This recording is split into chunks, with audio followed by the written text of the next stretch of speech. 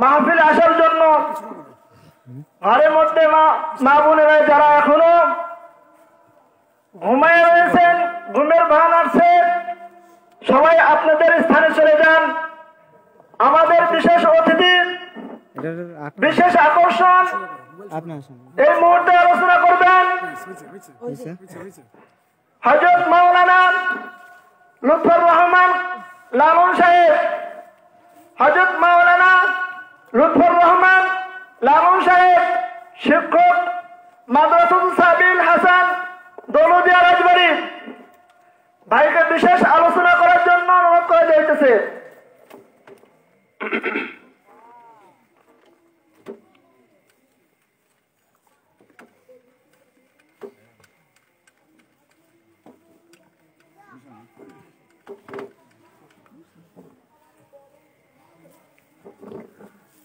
नहमदुहु व नुसल्ली व नुसल्लिम अला रसूलिहिन नबिय्यिल अमीनिल करीम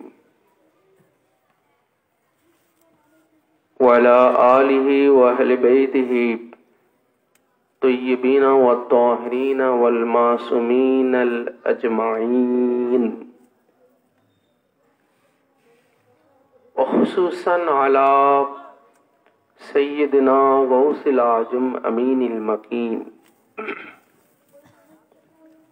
सुम्मा सिजदतुत तहियतु व ताजीमु लिसय्यदना व मुर्शिदना व हादियना व रहबारिना सज्जद नशीन हुजूर पाक क़िबला व काबा हजरत सैयद शाह रशीद अलीउल क़ादरी अल हसैनी वल हुसैनी अल बगदादी अल जीलानी अल मिदनी फूरी अला जद्दिही नबीना व अलैहि सलातु वस्सलाम इला यौमिल क़ियाम। फ़अऊज़ु बिल्लाहि मिनश शैतानिर रजीम। बिस्मिल्लाहिर्रहमानिर्रहीम। आलिमुल गैबि फला युज़हिरु अला गैबिही अहदा इल्ला मन इर्तदा मिर रसूल फ़इन्नहु यस्लुकु मिन बैनि यदैहि वमिन खल्फिही रसदा। सदक़ल्लाहुल मौलानाल अज़ीम व सदक़ रसूलुहुन नबियुल हबीबुल करीम। वक़ाल रसूलुल्लाहि सल्लल्लाहु तआला अलैहि व आलिहि वसल्लम इन्नी अरा मा ला तरौना व अस्मउ मा ला तस्मऊन वल्लाहि लौ तअलमून मा अअलमु लदहिकतुम क़लीलन व लबकैतुम कसीरा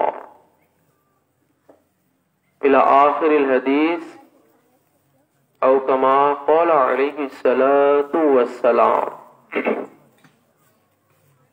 वक़ाल तआला फी शान हबीबिही व महबूबिही व माशूक़िही व मतलूबिही व मक़सूदी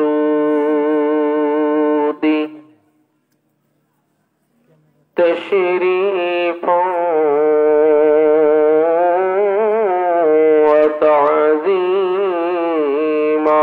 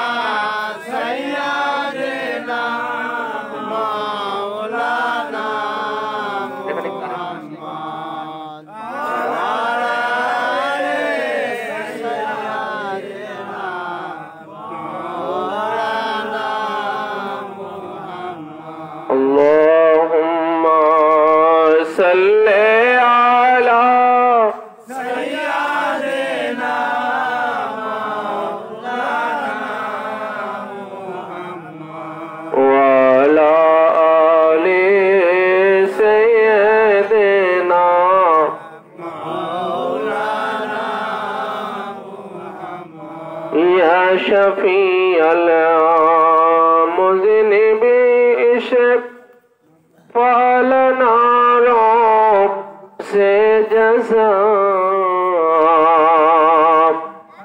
امتی ہے آپ کے شکر خدا نام خدا اللہم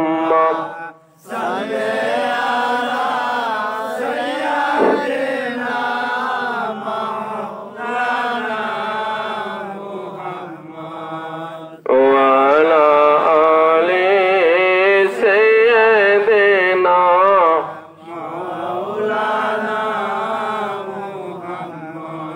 غوث قادر بالیقین مولا امام مرشد علی قطب رب العالمین مولا امام مرشد علی اللہم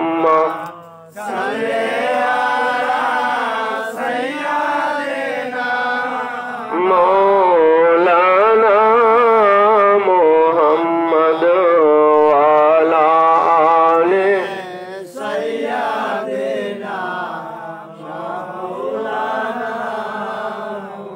قول حضرت تھا مریدی لا تخف یوں ہر زمان جسے طرح تھا امتی ہے وقت قال مصطفیٰ اللہم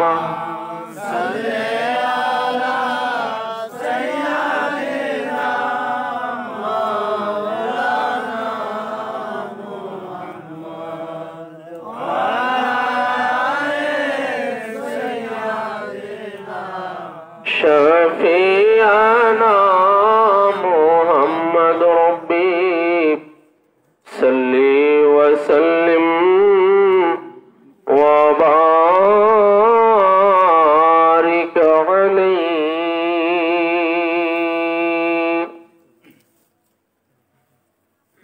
معزز حاضرین اکرام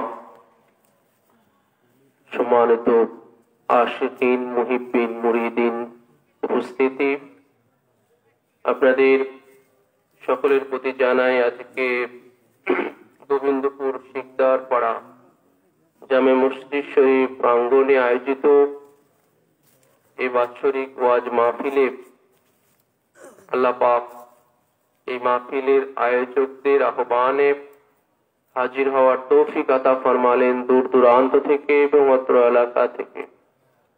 আল্লাহ পাক আমাদের প্রত্যেকের হাজিরি কবুল করুন, সবাই বলি আমিন। সেই সাথে আমরা আল্লাহ পাকের পাক দরবারে লাখো কোটি শুকরিয়া আদায় করি। আজকে আমি আপনাদের সামনে একটা যুগ উপযোগী গুরুত্বপূর্ণ একটা টপিকস একটা বিষয় নিয়ে আপনাদের সামনে হাজির হয়েছি, যে বিষয়টা নিয়ে আমাদের সমাজের মধ্যেই আমাদের নিজেদের মধ্যে অনেক সময় অনেক মতানৈক্য সৃষ্টি হয়ে যায়। সেটা হলো এই যে মুহাম্মদ এবং আলে মুহাম্মদ সাল্লাল্লাহু তাআলা আলাইহি ওয়া সাল্লাম নবী এবং নবীর আহলে বায়ত পাক ইনাদের ইলম নিয়ে মানে ইনাদের জ্ঞান নিয়ে, এটা নিয়ে আমাদের সমাজে আমরা অনেক সময় বর্তমানে এর বিরূপ প্রতিক্রিয়া আমরা ফেস করে থাকি।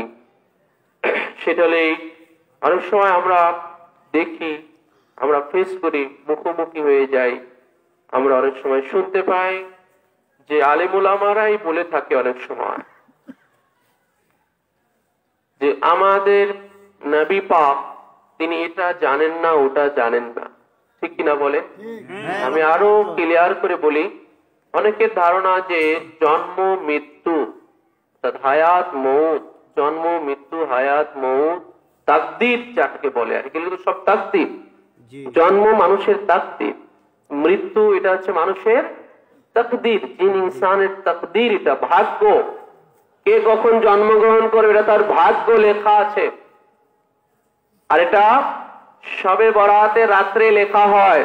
এটা হাদিস পাক, সহিহ হাদিস পাকে রয়েছে যে শবে বরাতের পরবর্তী 1 বছর কে কে জন্মগ্রহণ করবে, রাসূল কারীম সাল্লাল্লাহু আলাইহি ওয়াসাল্লাম ইরশাদ করেছেন, কে এই 1 বছরে এক শবে বরাত থেকে আরেক শবে বরাত আসা পর্যন্ত এই 1 বছর কতগুলো আদম সন্তান জন্মগ্রহণ করবে এটা আল্লাহ পাক ওই রাত্রিতে লেখেন। এবং এই 1 বছরে কারা কারা মৃত্যুবরণ করবে, মারা যাবে, আল্লাহ পাক সেটাও লেখেন, ওই রাত্রে লেখা হয়। এই জন্য ভাগ্য রজনী, শবে বরাত, এটা আরবি ফার্সি শব্দ, এটা ফার্সি শব্দ।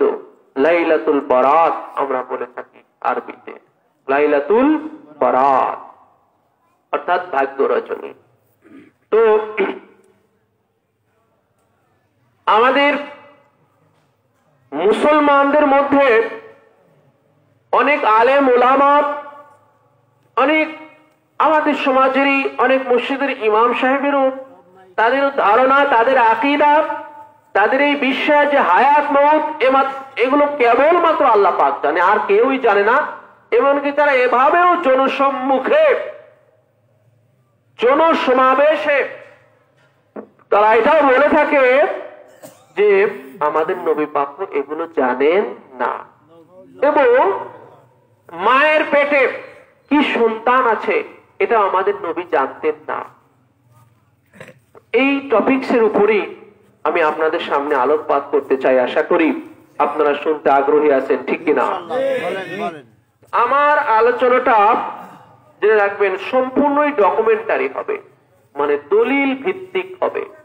কারণ এত বড় ফয়সালা আমরা নিজে থেকে কেন দেব, যেটা রাসূল পাক সাল্লাল্লাহু আলাইহি ওয়াসাল্লামের হায়াতে পাকের যদি বাস্তব ঘটনা থেকে থাকে, যে আমার নবী যে জানতেন, এর বাস্তব দৃষ্টান্ত আল্লাহ রাসূল রেখে গিয়েছেন, তাহলে কি আমাদের আর নিজে থেকে বলার দরকার আছে? বলেন, নিজে এত বড় দায় বা এত বড় সিদ্ধান্ত, এত বড় রায়, এত বড় মতামত আমরা দেওয়ার ক্ষমতা রাখি না, আর কেনই বা আমরা দিতে যাব নিজেদের থেকে? কারণ এটা তো দলিলেই আছে, এটা দলিলে আছে, এটা কোরআনে আছে, এটা হাদিসে আছে, এটা বাস্তব ঘটনাতে আছে। আল্লাহ রাসূল সাল্লাল্লাহু তাআলা আলাইহি ওয়াসাল্লাম ওনার পাক হায়াতে পাকে থেকে বাস্তব ঘটনাই আছে, যেগুলো হাদিস রূপে আমাদের পর্যন্ত চলে এসেছে, ঠিক কিনা বলেন? সেটাই আমি আপনাদের সামনে ইনশাআল্লাহ তুলে ধরতে চাই। যেমন সূরাতুল জিন এর 26 এবং 27 নম্বর আয়াত, এই দুইখানা আয়াতে পাকের মধ্যে আল্লাহ রাব্বুল আলামিন ইরশাদ করেছেন যে ইলমে গায়েবের ব্যাপারে। এক কথা, ইলমে গায়েব, অনেকের ধারণা যে ইলমে গায়েব, আমাদের নবী ইলমে গায়েবের মালিক ছিলেন না, ইলমে গায়েব জানতেন না, ইলমে গায়েবের উপর আল্লাহ রাসূলের কোনো দখল ছিল না, কোনো অধিকার ছিল না। এটা অনেকের ধারণা, ইলমে গায়েব একমাত্র আল্লাহ জানেন, আর আল্লাহ ছাড়া অন্য কেউ ইলমে গায়েব জানা এটা তারা শিরক মনে করে। অথচ দেখেন, এই যে তারা শিরকটা মনে করে, এটা তাদের একদমই মন করা, এটা কোরআন বিরোধী, এটা হাদিস বিরোধী, এটা আল্লাহ রাসূলের বাস্তব জীবনের বিরোধী। আমি একটা একটা করে আপনাকে ধরায় দেব ইনশাআল্লাহ। কোরআন পাক থেকে শুরু করেছি। সূরাতুল জিনের এই 26 এবং 27 নম্বর আয়াতে পাকের মধ্যে আল্লাহ পাক ইরশাদ ফরমালেন যে আলিমুল গায়ব ফালা ইউযহিরু আলা গায়বিহি আহাদা। খেয়াল করবেন আল্লাহ পাক কোন আঙ্গিকে, কোন ভঙ্গিতে আল্লাহ রাব্বুল আলামিন ইরশাদ ফরমালেন কি, যে আলিমুল গায়ব, আল্লাহ ফালা ইউযহিরু আলা গায়বিহি আহাদা, আল্লাহ এই গায়েবটাকে কারো কাছে জাহির করেন না। খেয়াল করবেন, আল্লাহ পাক প্রথমে বললেন যে এই গায়েবটা, গায়েব মানে অদৃশ্য, গায়েব মানে কি ভাই? অদৃশ্য। এখন এই অদৃশ্যটা 3 কালেরই হতে পারে, 3টা টাইম, 3টা সময়, অর্থাৎ অতীত, বর্তমান, ভবিষ্যৎ। এই প্রধানত 3টা কাল, ঠিক কিনা বলেন? এই 3টা কাল সম্পর্কে আমরা শিক্ষিত আর অশিক্ষিত সবাই আমরা অবগত আছি, যে অতীত কাল যেটা অতিবাহিত হয়ে গেছে, আর বর্তমান যেটা চলছে, এটা আমি ওয়াজ করছি আপনারা শুনতেছেন, এটা হচ্ছে বর্তমান, আর হচ্ছে ভবিষ্যৎ যেটা আগামীতে আসবে। এই অতীত, বর্তমান, ভবিষ্যৎ, এই গায়েবটা 3 কালের হতে পারে। যেমন অতীতের সবকিছুকে আমরা জানি, বলে জবাব দেবেন? রাত হয়ে গেছে, এরপরে আবার বিদ্যুৎ চলে গেছে। মাহফিল কমিটির এটা একটা চরম ব্যর্থতা। আমি এটা তাদের এটা একটা নোট যাক চলে আসছে না, ব্যর্থতাই। হ্যাঁ, কারণ হলো দেখবেন যে আমরা বাড়িতে একটা মিলাদ দিলেও কিন্তু কি নিয়ে আসি? ব্যাটারি লাইট নিয়ে আসি, ঠিকই না? একটা ওয়াজ মাহফিল, একটা generator must be, generator must be আনতে হবে, যা ভবিষ্যতের জন্য আর কি।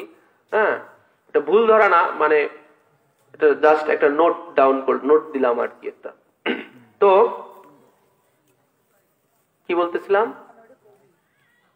হ্যাঁ, অতীত, অতীতের সবকিছুকে আমরা জানি, যা জানি ভাই আমাদের কাছে গায়েব। বর্তমানে কোথায় কি হচ্ছে সব আমরা জানি, এটা যা জানতেছি না, বর্তমানে কোথায় কি হচ্ছে আমরা যা জানছি না, এটাই আমাদের কাছে গায়েব। ভবিষ্যতে কি হবে না হবে আমরা জানি ভাই, যা জানি না ওটা হলো কি গায়েব। এজন্য গায়েব এটা শুধু ভবিষ্যৎ না, জেনে রাখবেন। গায়েব মানে শুধু ভবিষ্যৎ না, গায়েব এটা অতীতেরও হতে পারে, বর্তমানেরও হতে পারে, ভবিষ্যতেরও হতে পারে, 3 কালেরই হতে পারে গায়েব। ইলমে গায়েব এটা 3 কালেরই হতে পারে। ইলমে গায়েব অর্থাৎ অদৃশ্যের জ্ঞান, এটা 3 কালের হতে পারে। তো আল্লাহ পাক এই 3 কালের অদৃশ্যটাকে আল্লাহ পাক কারো কাছে জাহির করেন না, ইল্লা। এই ইল্লা দ্বারা এবারে আল্লাহ পাক আগের কথাটাকে উল্টায় দিচ্ছেন, আগের কথাটাকে ফিরায় নিচ্ছেন, যে এই যে কারো, এই কারো বলতে সাধারণদের বোঝানো হয়েছে। আমরা যারা সাধারণ, আমরা যারা সাধারণ, এই সাধারণদের কাছে আল্লাহ পাক গায়েবটাকে কখনো জাহির করেন না। কেন? যে গায়েবটা জাহির করার যে তাসির, এটার একটা প্রভাব আছে, এটার একটা ইফেক্টিভ আছে, এটার একটা প্রতিক্রিয়া আছে। সাধারণ যারা, এদের কাছে যদি গায়েবটা জাহির হয়ে যায়, এই প্রভাব তারা নিতে পারবে না,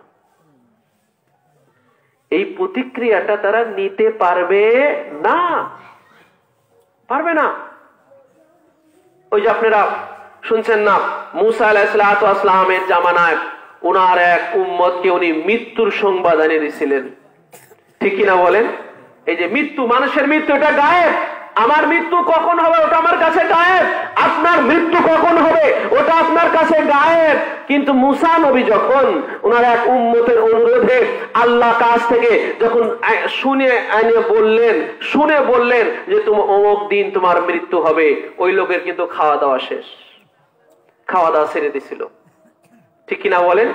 এই যে ভাই, ইলমে গায়েবটা যখন আমি আপনি যখন সাধারণ, আমার আপনার কাছে যখন ইলমে জাহির হয়ে যাবে, ওই প্রকাশ্য হয়ে যাবে, তখন আমার আপনার জীবন অচল হবে। আমার আপনার জীবন যদি অচল হয়ে যায়, দুনিয়া অচল হয়ে যাবে, ঠিক কিনা বলেন? এই জন্য আল্লাহ পাক সর্বসাধারণের ক্ষেত্রে বলেছেন যে সর্বসাধারণের কারো কাছেই আল্লাহ পাক ইলমে গায়েবটাকে ওটা জাহির করেন না। কিন্তু যারা এই জাহিরটা যারা নিতে সক্ষম, যারা ভেঙে পড়েন না, বা জাহিরটাকে যারা নিতে পারেন, এটা নেয়ার ক্যাপাবিলিটি যাদের আছে, নেয়ার সক্ষমতা যাদের আছে, আল্লাহ পাক বলেন ইল্লা, তবে তবে ব্যতিক্রম মানির তাদা মির রাসূল। আল্লাহ তার রাসূলের তার ইল্লা মানির তাদা আল্লাহ যার উপরে সন্তুষ্টি আছেন মির রসুল রসুল হতে, সেই রসুলের কাছে অর্থাৎ আল্লাহ তার রসুলের কাছে এটা জাহির করে দেন। তো রসুলের কাছে জাহির করে দিলে আমাদের রসুল সবচেয়ে বড় কিনা বলেন? আমাদের নবী সবচেয়ে বড় রসুল, ঠিক কিনা বলেন? কেমন বড়? যে রসুল্লাহ একমাত্র আমাদের নবী, আর কোন নবী রসুল্লাহ না, একমাত্র শুধু আমার আপনার নবী হচ্ছে রসুল্লাহ, আর কেউই রসুল্লাহ ছিলেন না। আদামু সফিউল্লাহ ছিলেন, নূহু নাজিহুল্লাহ ছিলেন, ইব্রাহিমু খলিলুল্লাহ ছিলেন, ইসমাইলু জবিহুল্লাহ ছিলেন, মুসা কালিমুল্লাহ ছিলেন, ঈসা রুহুল্লাহ ছিলেন। কেউই, যদিও তাদের উপরেও, যদিও হযরতে মুসা আলাইহিস সালামের উপরেও আসমানি শ্রেষ্ঠ কিতাব নাজিল হয়েছে, তারপরে তিনি রাসূলুল্লাহ নন, তিনি কালিমুল্লাহ। যদিও ঈসা আলাইহিস সালামের উপরে শ্রেষ্ঠ আসমানি কিতাব ইনজিল নাজিল হয়েছে, তারপরেও তিনি রাসূলুল্লাহ নন, তিনি হচ্ছেন রূহুল্লাহ। একমাত্র শুধু আমার আপনার নবী জনাবে মুহাম্মদুর রাসূলুল্লাহ, আমার আপনার নবী কেবল রাসূলুল্লাহ। আল্লাহ পাক বললেন যে আল্লাহ তার যে রাসূলের উপরে খুশি হন, রেজামন্দি হন, চান, আল্লাহ তার কাছে ওই গায়েবটাকে জাহির করে দেন। তার কাছে গায়েবটা কি করে দেন? বলে গায়েবটা যখন জাহির করে দেওয়া হয় তখন ওটার গায়েব থাকে না। ওটা কি থাকে না? ওটা তার কাছে গায়েব থাকে না। তো এই জন্য জেনে রাখবেন, আল্লাহ পাক সবকিছু, অতীত, বর্তমান, ভবিষ্যৎ, আল্লাহ পাক সবকিছু আমাদের নবীর কাছে জাহির করে দিয়েছেন। আমার নবীর কাছে সবকিছু জাহের। গায়েব বলতে আমার নবীর কাছে কিছুই নাই। মানুষের জন্ম বলেন, মানুষের মৃত্যু বলেন, মানুষের ভাগ্য বলেন, মায়ের পেটে কি সন্তান আছে সেটা বলেন, সবকিছু আমাদের নবীর কাছে জাহের, কোনো কিছু গায়েব নাই। এই জন্য আমি আজকের এই মাহফিলে, আজকের এই গোবিন্দপুর শিকদারপাড়া জামে মসজিদ অত্র এলাকার প্রবীণ এবং ইয়াং জেনারেশনের দ্বারা আয়োজিত এই মাহফিল থেকে আজকে ভাই আমি আজকে এই ডকুমেন্টারি দলিল ভিত্তিক আজকের এই সত্যটা আমি জাহির করতে চাই, আপনাদের কাছে তুলে ধরতে চাই। এবং আমার মাইকের আওয়াজ যত দূরে যাচ্ছে, আপনাদের কারোর মধ্যে যদি এই ভুল ধারণাটা থাকে, আপনি ভাই সাধারণ হন, আপনি মৌলবী হন, আপনি মৌলানা হন, আপনি মুন্সি হন, আপনি মসজিদের ইমাম হন, আপনি মসজিদের খতিব হন, আমি ভাই সবার উদ্দেশ্যে বলছি, যাদের মধ্যে এই ভুল ধারণাটা আছে, এই ভুল বোঝাবুঝিটা আছে, আমি আপনাকে তিরস্কার করার জন্য না, আপনাকে ছোট করার জন্য না, আপনাকে সংশোধন করার জন্য বলছি। ভাই সত্যটা জানেন, আমাদের নবীকে চেনেন, বোঝেন, আমার নবীর হাকিকত বোঝেন। ভাই আমার নবীর হাকিকত, রিয়েলিটি বুঝতে হবে, নবীর রিয়েলিটি, বাস্তবিকতা বুঝতে হবে। আসলে আমাদের নবী কি ছিলেন, কেমন ছিলেন, তার জানার দক্ষতাটা কেমন ছিল, হুজুরের ইলমের পরিধিটা কেমন ছিল, এটা আমাকে আপনাকে জানতে হবে। শুধু ভাই দুইখান কিতাব পড়লাম, লেবাসটা পড়লাম, টুপি পড়লাম, পাগড়ি পড়লাম, মসজিদে ইমামতি করলাম, আর নবীর শানে এটা ওটা বলে গেলাম, তাহলে তো হবে না। হবে বলেন? সব শেষ হয়ে যাবে, সব শেষ হয়ে যাবে, এগুলো কোনো কাজে আসবে না। ভাই নবীকে আগে ভালো করে চিনতে হবে, জানতে হবে, নবীর হাকিকত বুঝতে হবে। তো আল্লাহ পাক এই সূরা জিনের মধ্যে এবং সূরা আল ইমরানের মধ্যে আল্লাহ পাক ঠিক এই কথাটাই বলেছেন যে ওমা কানাল্লাহু লিউতলিয়াকুম আলাল গায়বি ওয়ালাকিন্নাল্লাহা ইয়াজতাবি মির রুসুলিহি মাইয়াশা। বলে আল্লাহ পাক তার রসুলদের থেকে যাকে ইচ্ছা আল্লাহ পাক তার কাছে ইলমে গায়েবটাকে ইলমে জাহির করে দেন, তার কাছে আর কিছুই গায়েব থাকে না। এইভাবে এই সূরা আল ইমরানের 179 আয়াত পাকের মধ্যে আল্লাহ পাক এটা বলেছেন, এবং সূরা জিনের 26 এবং 27 নম্বর আয়াত পাকের মধ্যে আল্লাহ এটা পাক আমাদের স্বয়ং আমাদের নবী পাকের শানে ইরশাদ ফরমানো যে আমার নবীর কাছে গায়েব বলতে কিছু নাই। তো ভাই আল্লাহ পাক বলতেছেন যে নবীর কাছে গায়েব বলতে কিছু নাই, আর আপনি নবীর সামনে গায়েবের দেয়াল দিয়ে দিচ্ছেন। আপনি নবীর সামনে অদৃশ্যের একটা দেয়াল সৃষ্টি করে দিচ্ছেন। আর আল্লাহ পাক কোরআনের মধ্যে বললেন আমার নবীর কাছে কোনো কিছু গায়েব নাই, সব জাহের, সব প্রকাশ্য। তো এবার আপনারা বলেন আল্লাহর কোরআনের, আল্লাহর কালাম গ্রহণ করবেন না মোল্লায় কি বললো সেটা গ্রহণ করবেন? বলেন কোনটা আপনাদের কি মনে হয়? সেটাই, সবারই সেটাই গ্রহণ করা উচিত, ঠিক কিনা বলেন? এবারে আসেন আর একখান আয়াত পাক, যে আয়াত পাকটা এই যারা আল্লাহ রসুলের ইলমে গায়েব যারা মানে না, হ্যাঁ কখন কিয়ামত হবে এটা যারা মনে করে যে কিয়ামত কখন হবে এটা শুধু আল্লাহ পাক জানে, এটা অনেকের আকীদায়, অনেকের বিশ্বাস। মায়ের পেটে কি সন্তান আছে এটা শুধু আল্লাহ পাক জানে, কে কখন মারা যাবে এটা শুধু আল্লাহ পাক জানে, আমাদের নবীও নাকি জানে না, এরকম বলে কি বলে না? অনেকে বলে থাকে। তো এর উপর একখানা আয়াত আছে সূরা লুকমানের 34 নম্বর আয়াতে পাক। সূরা লুকমানের 34 নম্বর আয়াতে পাক।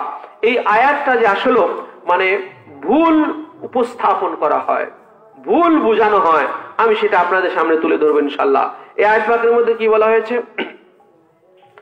ইন্নাল্লাহা ইনদাহু ইলমুস সাআ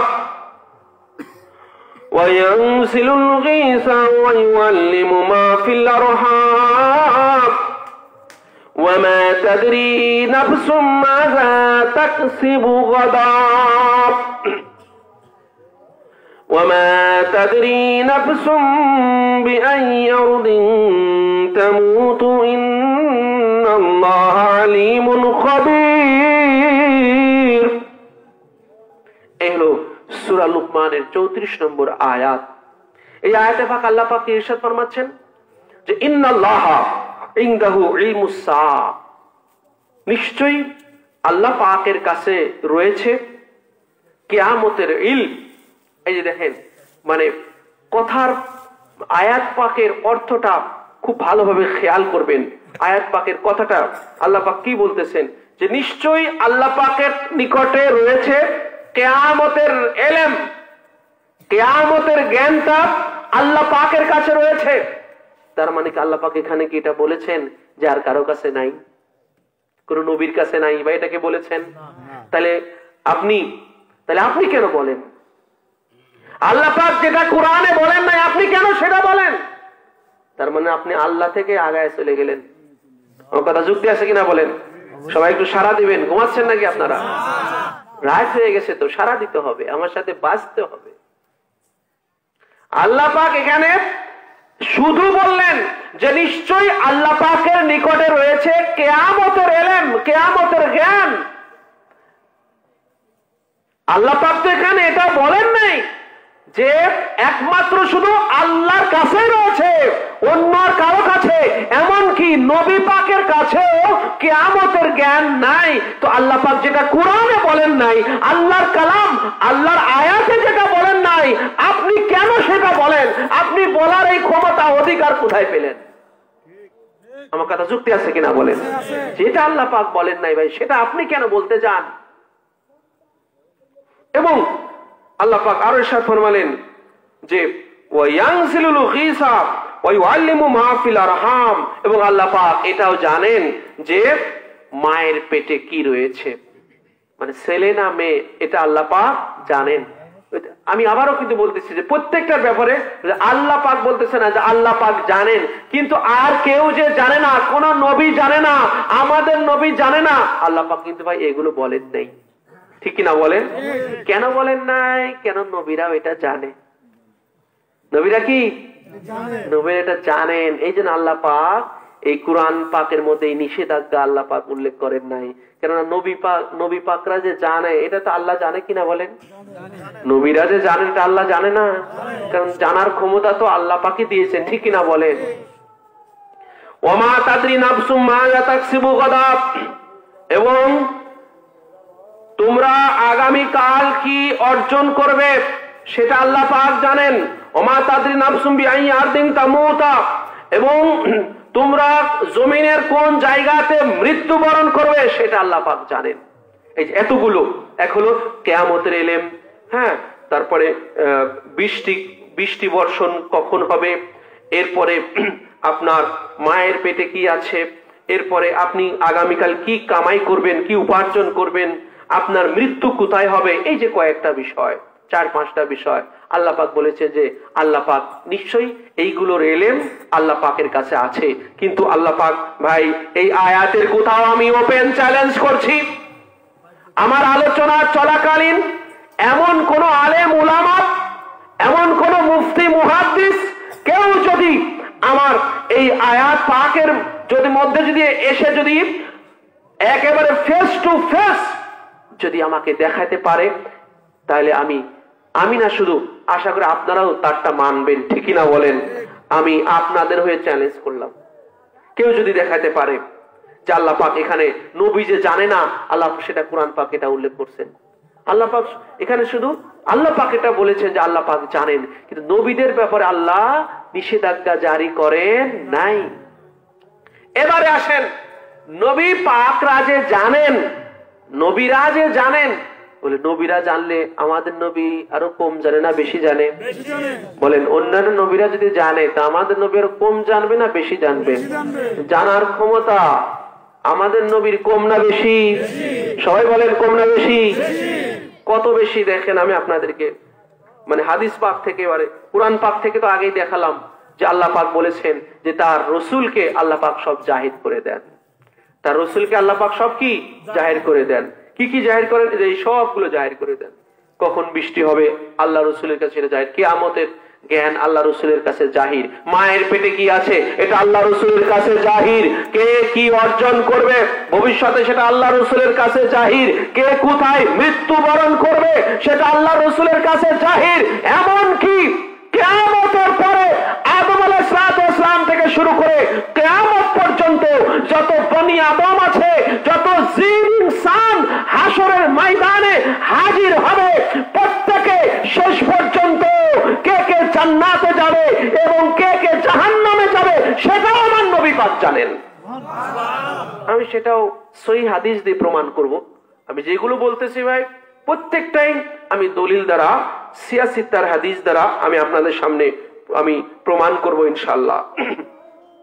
তো এবারে আসেন, এই যে মানুষের এই মায়ের পেটে কি আছে, এই যে আল্লাহ পাক বললেন যে ওমা তাদরি ওয়া ইউআল্লিমু মা ফিল আরহাম, এবং মায়ের পেটে কি আছে আল্লাহ পাক এটা জানেন। তো আমাদের নবী পাকও জানেন কি না, এটার একটা হাদিস পাক আমি আপনাদের সামনে তুলে ধরি। সেটা হলো এই হাদিস পাকখানা মিশকাত শরীফের বাবু আহলে বাইতেন নবী সাল্লাল্লাহু তাআলা আলাইহি ওয়া সাল্লাম, এই মিশকাত শরীফের এই অধ্যায়ের মধ্যে এই হাদিস পাকখানা রয়েছে এবং আরো অন্যান্য হাদিস পাকের মধ্যেও রয়েছে। আমি একটা মাশহুর হাদিসের কিতাব মিশকাত শরীফ, যেটা হার মাদ্রাসাতে পড়ানো হয়, সেটার কথাটাই আমি উল্লেখ করলাম। কারণ মিশকাত শরীফ হলো আলেম উলামাদের কাছে সবচেয়ে প্রসিদ্ধ হাদিসের কিতাব, সবচেয়ে পরিচিত কিতাব হলো মিশকাত শরীফ। কেউ যেমন যারা অল্প ছোট মৌলবী, তারা অনেকে আছে সিয়াসিত্তার পর্যন্ত যাইতে পারে না, কারণ সিয়াসিত্তাতে একদম উপরের ক্লাসে পড়ানো হয়, সর্বোচ্চ ক্লাসে সিয়াসিত্তা পড়ানো হয়। বুখারী শরীফ, মুসলিম শরীফ, আবু দাউদ শরীফ, ইবনে মাজাহ শরীফ, তিরমিজি শরীফ, নাসাই শরীফ, এই যে সিয়াসিত্তা মানে 6খানা হাদিসের কিতাব, এগুলো কিন্তু নিজ ক্লাসে পড়ানো হয় না, এগুলো একদম আলিয়া নিসাবে একদম কামিলে পড়ানো হয়। কামিল মানে টাইটেল ক্লাসে পড়ানো হয়। আর কওমি নিসাবেও দাওরা ক্লাসে পড়ানো হয়, দাওরাতে সর্বশেষ দাওরাতে সিয়াসিতার কিতাব পড়ানো হয়। এজন্য অনেকে আছে সিয়াসিতা পর্যন্ত যেতেই পারে না, তার আগেই ফারেক হয়ে যায়। হ্যাঁ হ্যাঁ, তো কিন্তু মিশকাত শরীফটা হলো এমন একটা হাদিসের কিতাব যেটা দিয়ে সমস্ত মৌলবীদের আলিয়া নিসাব বলেন আর কওমি নিসাব বলেন, মিশকাত শরীফ দিয়ে হাদিসের তালিম শুরু করা হয়। আলিয়া নিসাব ক্লাস 9 থেকে মিশকাত শরীফ শুরু করা হয়, কওমিতেও সর্বপ্রথম মিশকাত শরীফের দার্স দেওয়া হয়। এই জন্য সে মিশকাত শরীফের কথাটাই বললাম। মিশকাত শরীফের বাবু আহলে বাইতুন নবী সাল্লাল্লাহু তাআলা আলাইহি ওয়া আলিহি ওয়াসাল্লাম, সেই অধ্যায়ের মধ্যে রয়েছে হযরত উম্মুল ফদল রাসূল পাক সাল্লাল্লাহু আলাইহি ওয়াসাল্লামের একজন চাচী ছিলেন। উনি একদিন স্বপ্নে দেখলেন যে রাসূল পাক সাল্লাল্লাহু আলাইহি ওয়াসাল্লামের দেহ থেকে একখানা মাংসপিণ্ড কেটে ওনার কোলের উপরে পড়ল। তখন রাসূল পাক সাল্লাল্লাহু তাআলা আলাইহি ওয়াসাল্লামের কাছে সে দৌড়ে ছুটে আসলেন, এসে বলেন, ইয়া রাসূলুল্লাহ, ইয়া হাবিবাল্লাহ, আমি একখানা দুঃস্বপ্ন দেখেছি। আল্লাহ রাসূল বলেন, চাচী যান, কি সেই দুঃস্বপ্ন বলেন? বলে, খুব খারাপ স্বপ্ন, খুব ভয়ানক। কি সেটা বলেন? বলে, ইয়া রাসূলুল্লাহ, আমি এটা দেখলাম যে আপনার দেহ থেকে একখানা মাংস পিণ্ড, একটা দেহের একটা অংশ কেটে আমার কোলের উপরে এসে পড়লো। আল্লাহ রাসূল বললেন যে, চাচী যান, দুঃস্বপ্ন নয়, আপনি একটা উত্তম স্বপ্ন দেখেছেন। সুবহানাল্লাহ। দেখেছেন? উনি ভেবেছিল দুঃস্বপ্ন। হুজুর বললেন, দুঃস্বপ্ন নয়, আপনি একটা উত্তম স্বপ্ন দেখেছেন, ভালো স্বপ্ন, অত্যন্ত খুশখবরি, অত্যন্ত কল্যাণকর। কি সেটা? যে অচিরেই আমার বেটি ফাতেমা একজন ছেলে সন্তানের জন্ম দিতে যাচ্ছেন। গুলামান তালিদু ফাতেমাতু গুলামান। ভাই, হাদিসের কিতাব নিয়ে আসেন, আমি যদি বের করে দিতে না পারি কিয়ামতের আগেও এই জায়গা থেকে উঠবো না। আমি চ্যালেঞ্জ করে বলতেছি, যদি হাদিস আমি দেখাতে না পারি, হাদিস যদি দেখাতে না পারি, আমি ওপেন চ্যালেঞ্জ করে বলতেছি যে আমি এখান থেকে উঠবো না যদি হাদিস দেখাতে না পারি। এবং আমার বিরুদ্ধে আপনি যে কোনো অ্যাকশন নেন যে আপনি মিথ্যা বলেছেন, এই হাদিস কোথাও নাই, আর মিশকাত শরীফ নিয়ে আসেন যদি আমি বের করে দিতে না পারি। এবং আমি পৃষ্ঠা নাম্বারে বলছি, মিশকাত শরীফের 572 পৃষ্ঠা, মিশকাত শরীফের 572 পৃষ্ঠা। ওই পৃষ্ঠায় যদি হাদিস না থাকে তাহলে আমাকে ধরেন।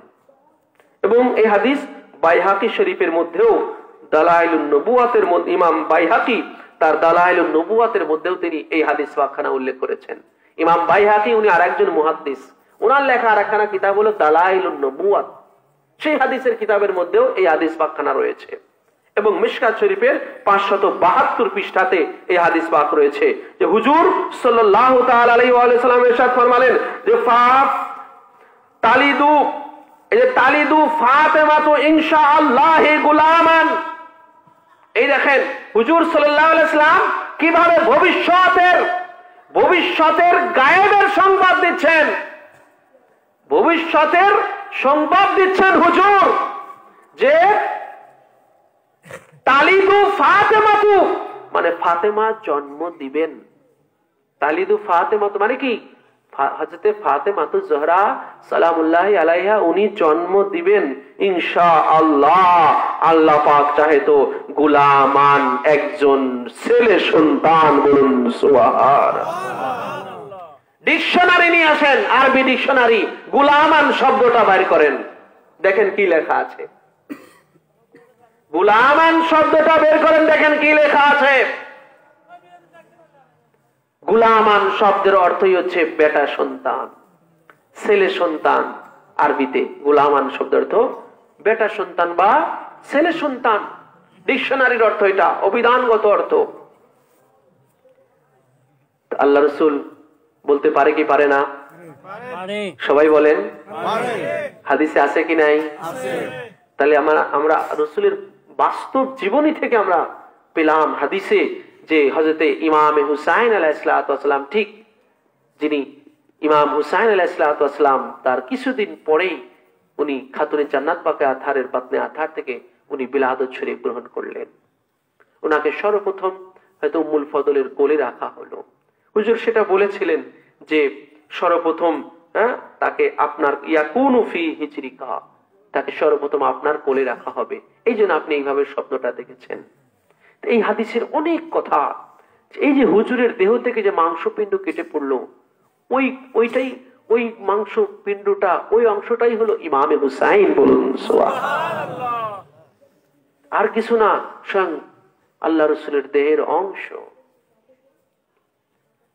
তো যে পয়েন্টটা আপনাদের কাছে তুলে ধরার জন্য, যে মায়ের পেটে কি সন্তান আছে আমার নবী জানে কি জানে না? তার দলিল আমি আপনাদের সামনে তুলে ধরলাম ভাই। তো দলিলে থাকার পরেও যারা জানলো না, বুঝলো না, এরপরে মানুষের সামনে আল্লাহ রসুলের ব্যাপারে এই সকল মিথ্যাচারীগুলো যারা করতেছে ভাই, এদের পরিণতি কিন্তু খুব খারাপ। কারণ আল্লাহ রসুল ইরশাদ করেছেন, মান কাযযাবা আলাইয়া মুতাআম্মিদান ফালিয়াতাবাওয়া মাকআদাহু মিনান নার।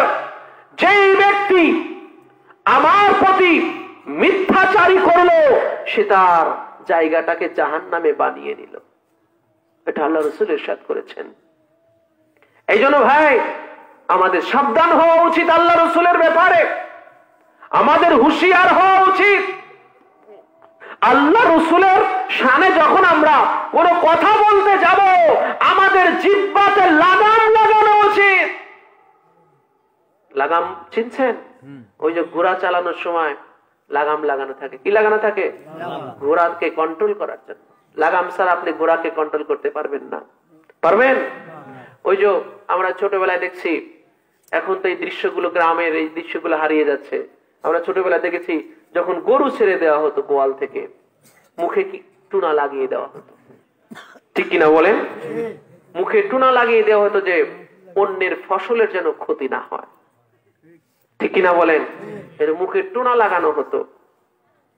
তো ভাই, আল্লাহ রসুলের শানে কথা বলতে গেলে আমাদের জিহ্বাতে লাগাম লাগিয়ে বলা উচিত, যেন জিহ্বা নিয়ন্ত্রণে থাকে,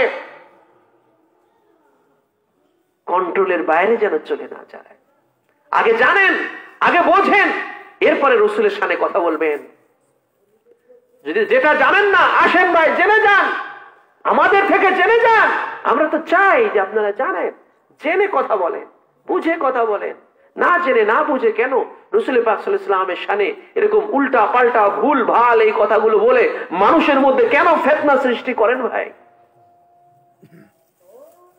রাসূল পাক সাল্লাল্লাহু তাআলা আলাইহি ওয়াসাল্লাম, তাহলে এইখান থেকে, এই হাদিস থেকে আমি আপনাদের সামনে দলিল দিলাম যে মায়ের খাতুনে জান্নাত পাকে আতার জগৎ জননী মা ফাতেমাতুজ জোহরা সালামুল্লাহি আলাইহা যখন ইমাম হুসাইন আলাইহিস সালাম জন্মগ্রহণই করেন নাই, সেই সময় আমার নবী যখন ইমাম হুসাইন মায়ের পেটে জগৎ জননী মা ফাতেমাতুজ জোহরা সালামুল্লাহি আলাইহা যখন উনার পেটের মধ্যে অবস্থান করতেছেন, আল্লাহ রাসূল বললেন, ইনশাআল্লাহ ফাতেমা একটা ছেলে সন্তানের জন্ম দিতে যাচ্ছে।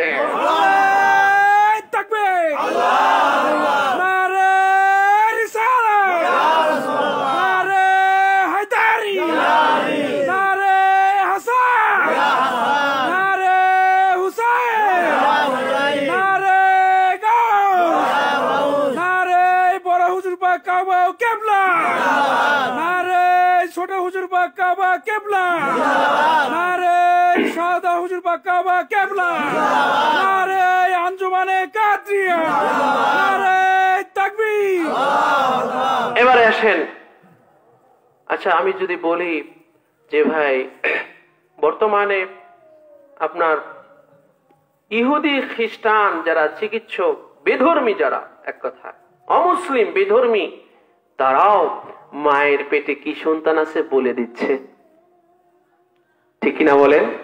নবী রাসূল পর্যন্ত যাওয়া লাগবে না, নবী রাসূল পর্যন্ত যাওয়া লাগবে না, বলে মায়ের পেটে কি সন্তান আছে অমুসলিমেরাও, অমুসলিম ডাক্তারেরাও চিকিৎসকেরাও বলে দিচ্ছে, কিন্তু একটা মেশিনের মাধ্যমে। তারা নিজেরা নিজে নিজে না। পার্থক্যটা কি? একটা মেশিনের মাধ্যমে, একটা মেশিন ব্যবহার করে তারা বলে দিচ্ছে, ঠিক কিনা বলেন? আচ্ছা বলেন তো, যে আমার নবী পাক যে ইমাম হুসাইন আলাইহিস সালামের ব্যাপারে উনি ভবিষ্যৎবাণী করলেন যে মা ফাতেমা একজন বেটা সন্তানের জন্ম দিবেন, তো আমার নবী কোন মেশিন ব্যবহার করছিলেন বলেন? বর্তমানে ডাক্তাররা একটা মেশিন ব্যবহার করে, আল্ট্রাসোনোগ্রামের ওই একটা মেশিন ব্যবহার করে, পেটে লাগায়, লাগিয়ে স্ক্রিনে দেখে বলে দেয়। তা আমার নবী কোন মেশিন ব্যবহার করছিলেন? ছিল না? সবাই কইলেন না। কোন মেশিন ছিল এই সময়? মেশিন ছিল না, এই মানুষের আবিষ্কৃত মেশিন ছিল না, কিন্তু আমার নবীর মধ্যে ছিল আধ্যাত্মিক মেশিন। কি ছিল বলেন? ওইটাই হইল পাওয়ার। ওই মেশিনও যেমন একটা পাওয়ার, মেশিনের ভিতরে একটা পাওয়ার আছে। কি আছে? একটা পাওয়ার আছে। ওই পাওয়ারের মাধ্যমে দেখা যায়। তো মেশিনের পাওয়ার বেশি, আমার নবীর পাওয়ার বেশি? বলেন না। তাতে আমার নবী পারে কি পারে না? নবী তারও বেশি পারে, ঠিক কিনা বলেন? মেশিনের কাছে যেতে হয়, মেশিন ধরতে হয়, কিন্তু আমার নবীর কাছেও যাওয়া লাগবে না। আমার নবী যখন এই ভবিষ্যৎবাণী করছে, মা ফাতেমা কি আমার নবীর সামনে ছিল? ছিল না। উনি উনার হুজরা শরীফে ছিলেন, উনি উনার ঘরে ছিলেন, উনি দূরে আছেন। দূর থেকেই বলে দিলেন, দূর থেকেই বলে দিলেন। এটা হলো নবুয়তি পাওয়ার আমার নবীর। যারা এটাকে অস্বীকার করে, জানে না, মানে না, বোঝে না, এদেরকে কি বলবো? এগুলোকে অস্বীকার করা, এগুলো তো কুফরি। নবী পাকের মুজিজা, নবীদের মুজিজাকে অস্বীকার করা কুফরি, এগুলো কুফরি।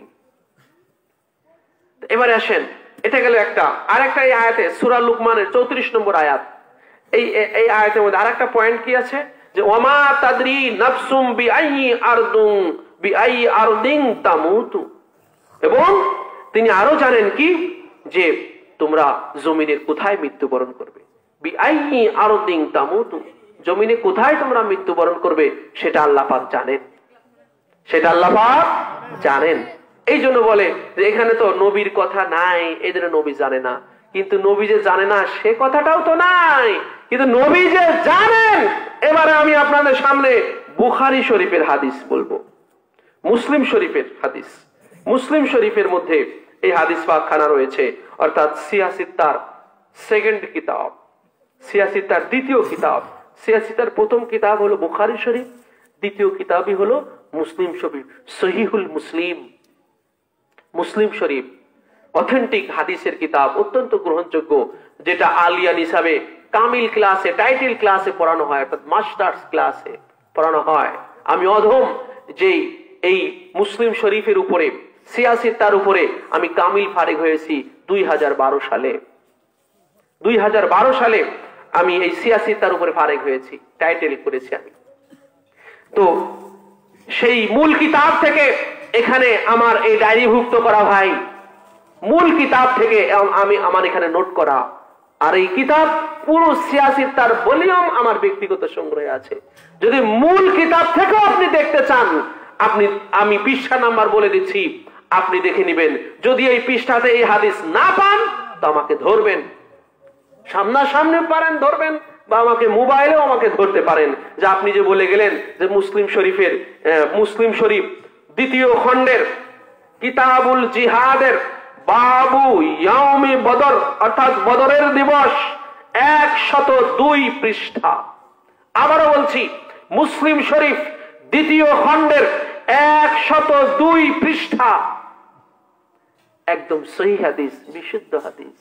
বদরের দিন, কোন দিন? বাবু ইয়াউমে বদর, অর্থাৎ বদরের দিবস, ইসলামের প্রথম যুদ্ধ। ইসলামের প্রথম যুদ্ধ, যেটা দ্বিতীয় হিজরির 17 রমজানুল মুবারকে বদর নামক একটা প্রান্তরে, একটা ময়দানে যুদ্ধটা হয়েছিল।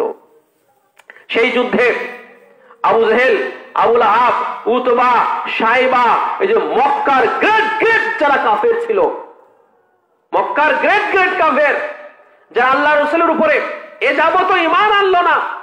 আল্লাহ রাসূল মক্কাতে 13 বছর থাকলেন কালেমার ডিক্লিয়ারেশন দেওয়ার পরে, ঠিক কিনা বলেন? নবুয়তের ঘোষণা দেওয়ার পরেও মক্কায় কয় বছর ছিলেন? বলেন না সবাই? 13 বছর ছিলেন। অর্থাৎ আগে গেছে 40 বছর। নবুয়ত প্রকাশের আগে কত বছর? 40 বছর।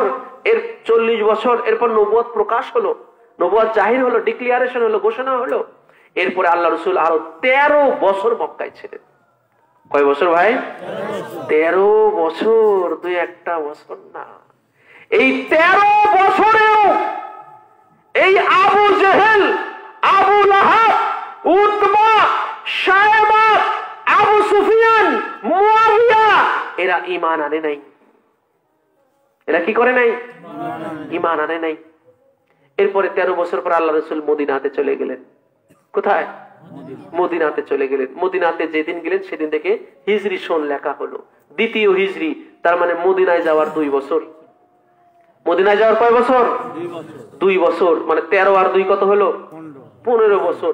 এই নবুয়ত প্রকাশের 15 বছর পরে এই যুদ্ধ, যখন আমার নবী মদিনাতে, ওখানে ইসলামের জয় জয়কার ডঙ্কা, আল্লাহ রাসূল চতুর্দিকে আকাশে বাতাসে ইসলাম কালেমা, এই সত্য হেদায়েত ছড়িয়ে পড়তেছে, তখন মক্কাতে এই আপনার আবু জেহেল, আবু লাহাব, উতবা, শাইবা, আবু সুফিয়ান, মুয়াবিয়া, এরাই তো ভাই মক্কার সেই গ্রেট গ্রেট কাফের ছিল, ঠিক কিনা বলেন?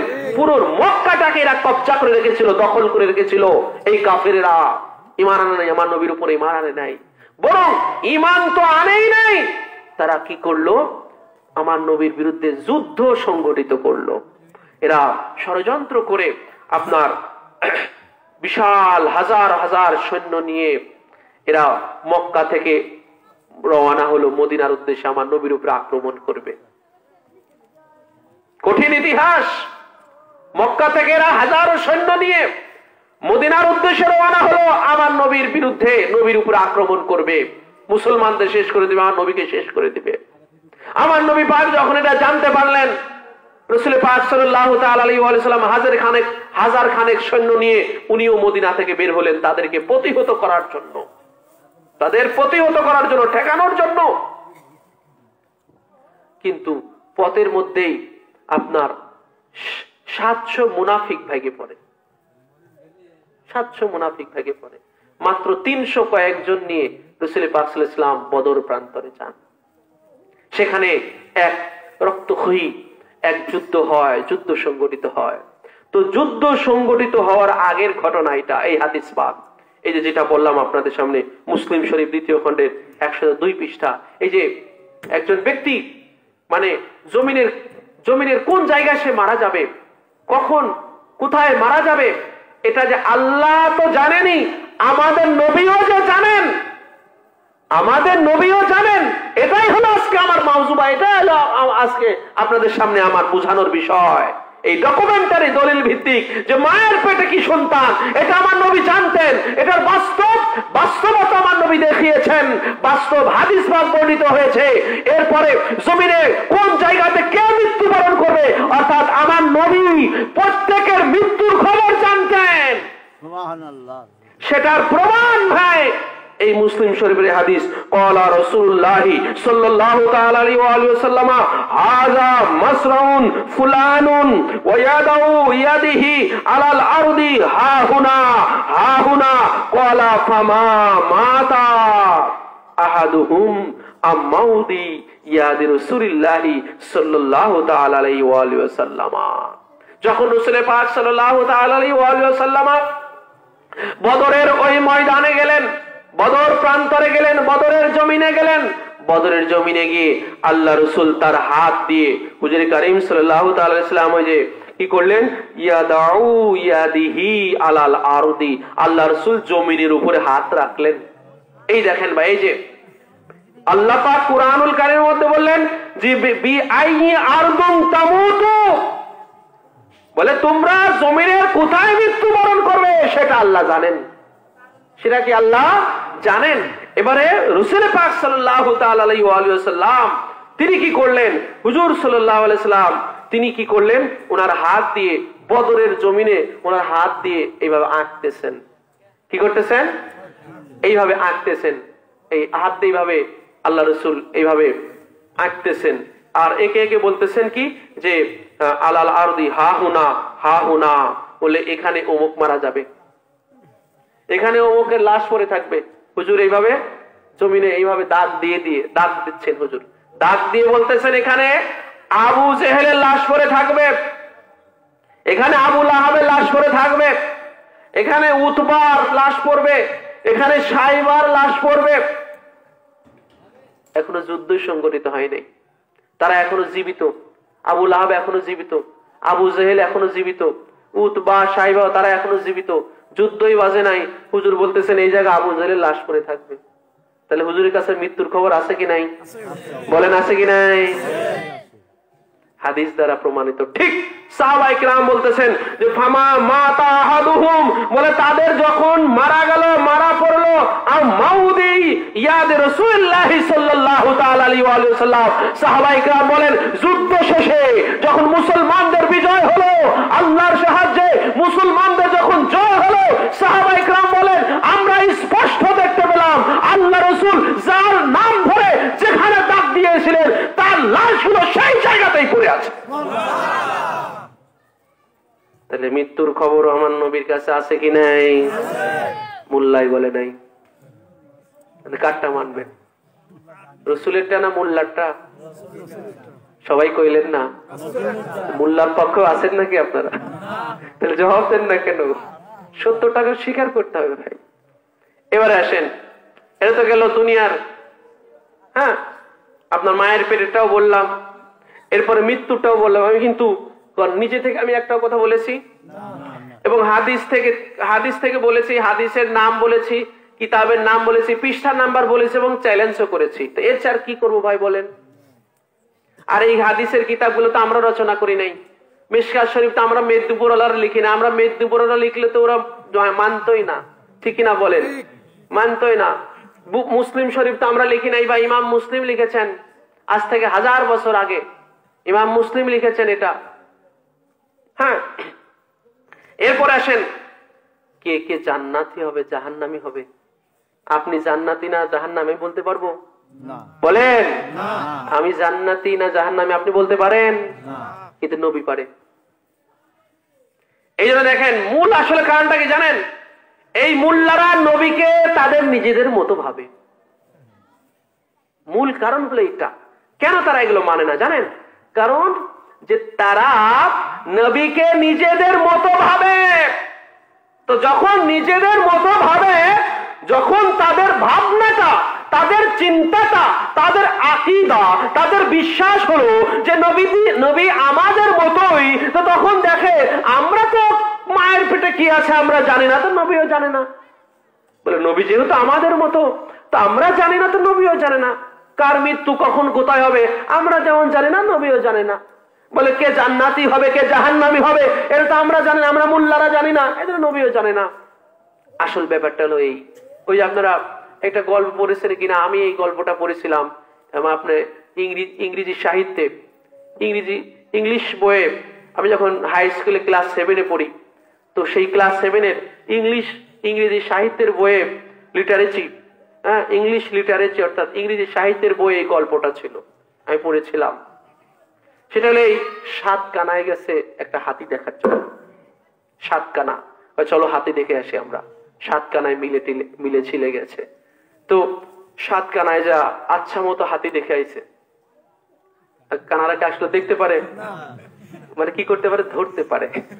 কোনো কিছু কি করতে পারে? ধরতে পারে, দেখতে তো আর পারে না। হ্যাঁ, তাদের স্বাদ জাগছে হাতি কেমন, এটা তারা একটু হাত দিয়ে নেড়ে চেড়ে দেখে আসছে আর কি।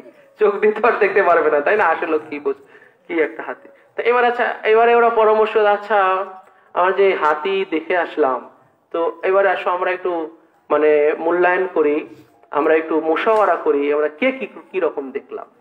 বলে আচ্ছা বলো, এক এক করে বলো। তো প্রথমে একজন বলতেছে যে হাতি তো আমি দেখলাম এটা একটা মোটা গাছের মতো। হ্যাঁ, ওটা মোটা গাছের মতো। তখন দ্বিতীয় আরেকজন বলতেছে না, এটা তো মোটা গাছের মতো না, বলে এটা হলো একটা দেয়ালের মতো। হ্যাঁ, মানে গাছের মতো যে সে হলো পা ধরছে যায় আর কি, পা জড়ায় ধরছে, বুঝতে পারছেন?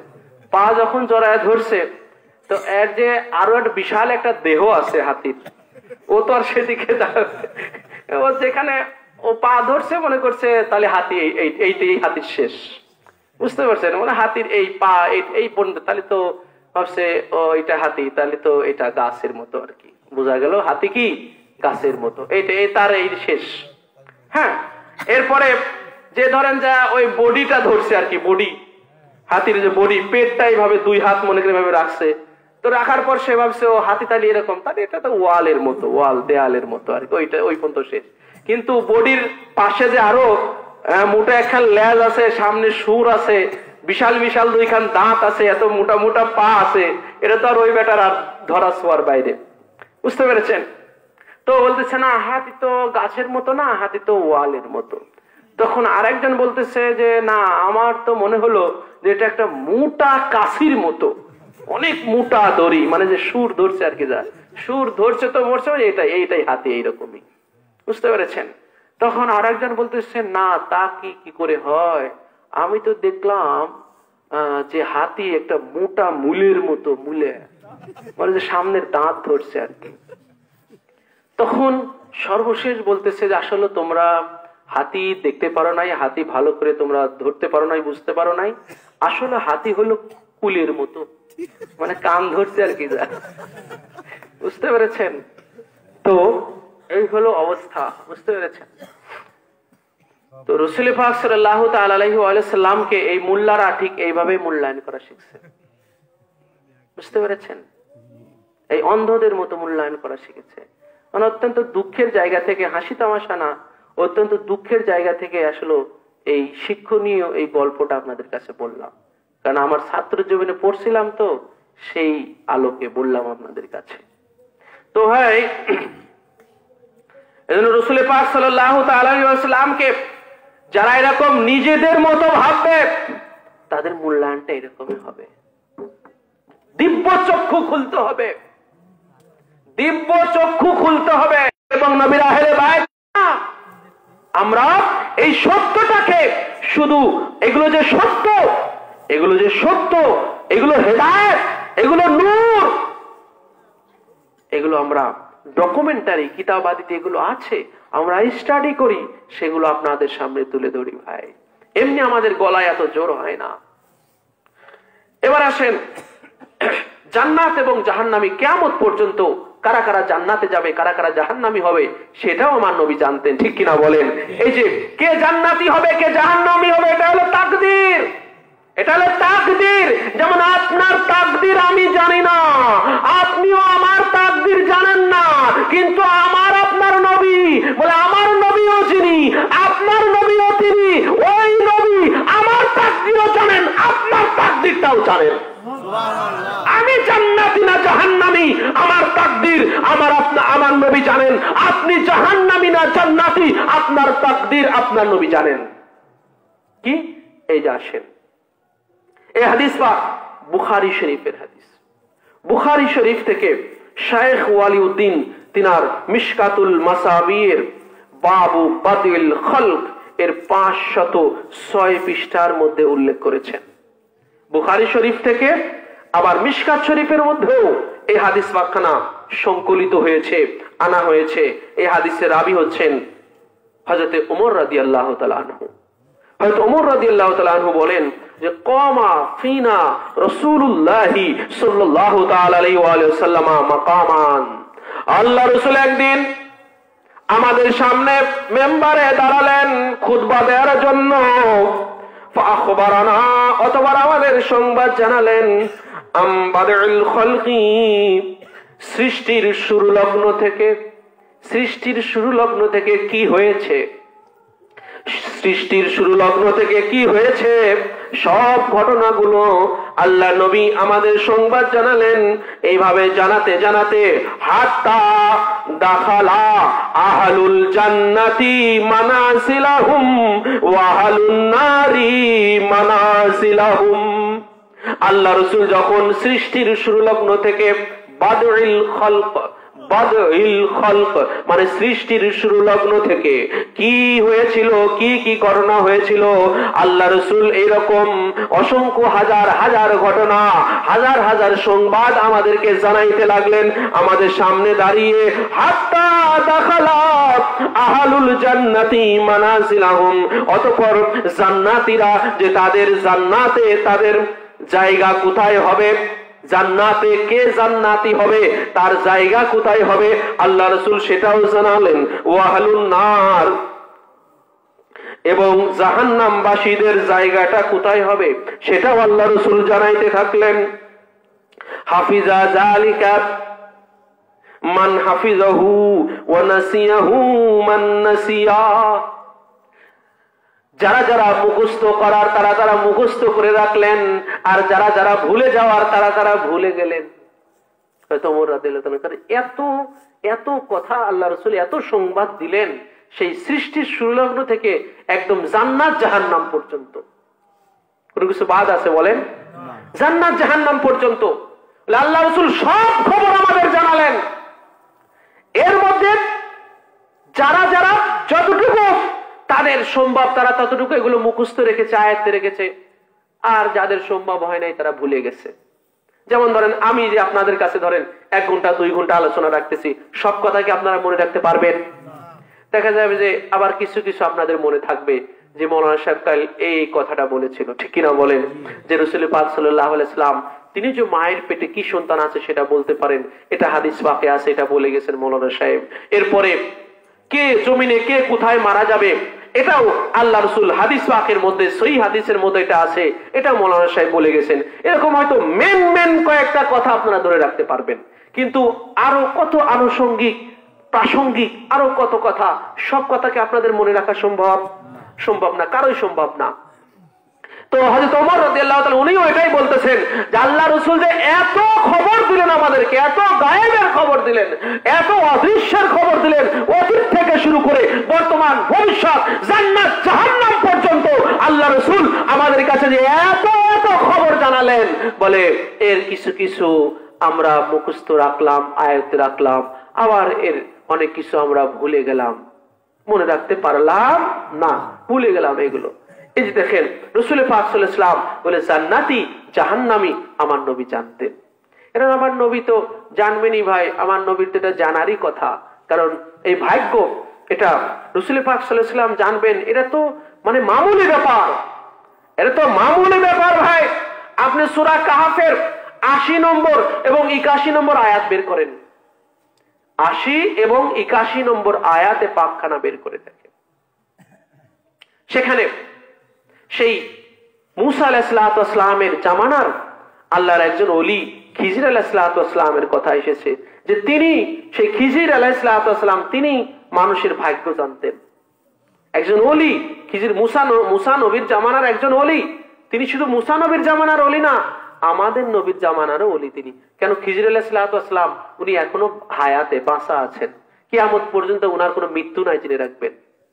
উনি মূসা নবীর জামানাতেও ছিলেন, ঈসা নবীর জামানাতেও ছিলেন, আমাদের নবীর জামানাতেও ছিলেন, গাউসে পাকের জামানাতেও ছিলেন, এখনো আছেন, কিয়ামত পর্যন্ত মূসা আলাইহিস সালাম খিজির আলাইহিস সালাম থাকবেন, উনার কিয়ামত পর্যন্ত কোনো মৃত্যু নাই। সেই খিজির আলাইহিস সালাম উনি মানুষের ভাগ্য জানতেন, তাকদীর জানতেন। এটা আল্লাহ পাক কোরআনের মধ্যে উল্লেখ করেছেন। আরে মোল্লা চিনল না, কোরআনের মধ্যে আল্লাহর একজন ওলি তিনি যে মানুষের ভাগ্য জানেন সেটা আল্লাহ পাক কোরআনের মধ্যে উল্লেখ করেন, আর আমার নবীরটা স্বীকার করে না। কারণ এর চেয়ে দুঃখের আর কিছু হইতে পারে ভাই? এরা আমার নবীর উম্মত আবার মোল্লাগিরি নিয়ে চলে। সেই আয়াতের মধ্যে সেই ঘটনাটা আমি আপনাদের সামনে একটু তুলেও ধরি। সেটা হলো ওই ঘটনাটা আপনারা জানেন, ওটাকে আমি মানে একটু রিফাইন করতেছি, আপনাদের সামনে একটু মডিফাই করতেছি। সেটা হলো এই যে খিজির আলাইহিস সালাম আপনারা জানেন মূসা আলাইহিস সালামের সামনে একটা ছোট্ট একটা বাচ্চাকে উনি হত্যা করেছিলেন, মনে আছে আপনাদের? এই ঘটনাটা আপনারা অনেকবার শুনছেন। মূসা আলাইহিস সালাম যখন জানতে পারলেন যে আল্লাহর এমন একজন খাস বান্দা আছে, আল্লাহ পাক যাকে ইলমে লাদুন্নি দান করেছেন, যেটা মূসা আলাইহিস সালামকেও দান করা হয় নাই। এবারে মূসা আলাইহিস সালাম উনি দৃঢ় প্রতিজ্ঞা নিলেন যে যদি যুগের পর যুগও কেটে যায় আমি তারপরেও আল্লাহর এই বান্দার কাছে আমি যাবই, তাকে আমি খুঁজে বের করবই। ঠিক তিনি তাই করলেন, খুঁজে বের করেই ছাড়লেন। সেই সমুদ্রের ভিতরে, সমুদ্রের দুই সমুদ্রের মোহনায় সেই খিজির আলাইহিস সালাম উনি ছিলেন। সেইখানেই মূসা আলাইহিস সালাম উনার একজন খাদেমকে নিয়ে উনি সেখানে চলে গেলেন। যাওয়ার পরে খিজির আলাইহিস সালাম বললেন যে আপনি কেন এসেছেন আমার কাছে? বলে আল্লাহ পাক যে আপনাকে ইলমে লাদুন্নি দান করেছেন, আপনি সেটা থেকে আমাকে তালিম দিবেন, সেই ইলমে লাদুন্নি আমাকে শিক্ষা দিবেন, সেই শিক্ষাটা নেওয়ার জন্য আমি আপনার কাছে এসেছি। আরে ভাই, একজন নবী হয়ে, একজন রাসূল হয়ে শ্রেষ্ঠ আসমানি কিতাব তাওরাত কিতাব প্রাপ্ত মূসা আলাইহিস সালাম শ্রেষ্ঠ 4খানা আসমানি কিতাবের 1খানা কিতাব প্রাপ্ত মুসা আলাইহিস সালাম, এরপরেও নবী হওয়ার পরেও রাসূল হওয়ার পরেও শ্রেষ্ঠ আসমানি কিতাব প্রাপ্ত হওয়ার পরেও সেই ইলমে লাদুন্নি অর্জন করার জন্য, ইলমে লাদুন্নির শিক্ষা নেওয়ার জন্য আল্লাহর একজন ওলির দরবারে চলে গেলেন। একজন নবী হয়ে, রাসূল হয়ে, আল্লাহর আসমানি কিতাব প্রাপ্ত নবী হয়ে, রাসূল হয়ে আল্লাহর ওলির দরবারে যায়, আর আমরা গেলেই দোষ। ঠিক না বলেন? আমরা ওলিদের দরবারে গেলেই দোষ। বলে কোথাও যাওয়া লাগবে না, বলে কি বলে না? বলে যাওয়া যাওয়ার কোনো ই নাই, বলে কি বলে না? অথচ দেখেন কোরআনের মধ্যে আল্লাহ পাক এগুলো নাজিল করে রেখেছেন। এই যাওয়া, মুসা নবী আল্লাহর ওলির দরবারে গেলেন।